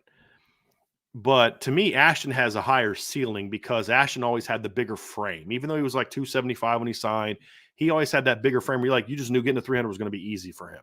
Yeah. Where with Zeke, it was like, okay, he's shorter frame, narrow, more bulky. He was already kind of bulky at his age. Could he put on 30 pounds and it be good weight? And he had some issues with a little bit of issues with that. Like Zeke probably should have been 295. 290. He probably should have been a little lighter and then keep that quickness and all. But then it's like, but can he hold up at 290, 295? That's always kind of the question. Well, I mean, dude, we're watching a 288 center for the Joe Moore Award-winning offensive line play against Michigan tonight. That kid's like 288, and he's held up. Right. And Emil Wagner can't yet because, again, there's a lot of things go into it. Emil Wagner's not that much lighter than Robert Hainsey was at Notre Dame. No, that's a good point. It's a different body type. Some guys can hold up. Mike Golick was over 300. Mike Golick Jr. is over 300 pounds in Notre Dame, but he couldn't play like a 300-pounder. He couldn't play his weight's not a whole lot different than Billy Stroud's weight right now, but Billy can strike differently than Mike because look what happened when Mike stopped playing. Immediately lost a ton of weight. Yeah. Right. Because it wasn't natural. And so, again, that's not a shot at Mike Golick Jr. I mean, props to him for becoming a starter on the team to play for national championship like that. But the point is, even though he was 6'4", 305 or whatever, he didn't play like Zach Martin, who was 6'4", 305. Right. Different, their body. So it's not just the weight. It's your natural power? Can you carry that weight? Can you move? Can you make? Zach Martin was able to put on 30 pounds in Notre Dame and get more explosive and more, and all those things, and other guys can't. And that's what it boils down to for me. And so Ashton, to me, is just a naturally more gifted player. Hopefully he doesn't have to deal with the injuries that Zeke dealt with. Zeke was a much more solid player than fans, I think, give him credit for, especially under Coach Easton. Absolutely. Absolutely. But he did have some limitations because of the injuries, took away some of the lower body quickness and power that he had as a younger player, in my opinion. And he had a little bit of I think I just felt they put a little bit too much weight on Zeke, in my opinion. But he was a good football player. Ashton has a chance to be a really good football player when it's all said and done. So I do think he is a younger player of a higher caliber than what we saw the last couple of years from Zeke Correll. Yeah, because Josh Lugg went through this too, right, Sean? I mean, Josh Lugg had some really bad back injuries that just kept him from being. If Josh Lugg was healthy, Josh Lugg would have been. I think he would have been a really good NFL player. Because you go back and watch him in 19, Yeah. When he was young and he didn't quite have the injuries hadn't set in yet. Because remember, he stepped in that year. I forget who was injured, but Josh stepped in late in the year and was like, "It's pretty." Oh, it was when Robert Hainsey got hurt. Robert Hainsey, yeah. Yeah, and then Josh stepped in. You're like, dude, he's a pretty good player. Pretty good football player. Yeah. Yeah, and then just the back injury, the shoulder, the knee, just all kind of. Because he had a chance to be a swing player, right? I can play tackle, but I'm better inside type of talent. And then the injuries pretty much took tackle away, and he became a strictly inside guy. But yeah, Ashton Craig is. Once again, I'd rather have good young than okay experience. Factor provides balance. And Ashton Craig is a good young player. Yeah. Now we'll see how his career plays out. Yep. Well, hey, guys, we're going to end with that. There's a countdown now coming up for the show for Ethan Long. We're going to go live at 6 o'clock. It's going to be Ryan Roberts and Sean Stiers. They're going to go live at 6. They're going to break down whatever decision that is made here by Ethan Long, and we'll have some content here at Irish Breakdown as well. So definitely check that out. 6 o'clock, IB Nation Sports Talk. Sean Stiers is going to be joined by Ryan Roberts, who made it home safely eventually from Texas.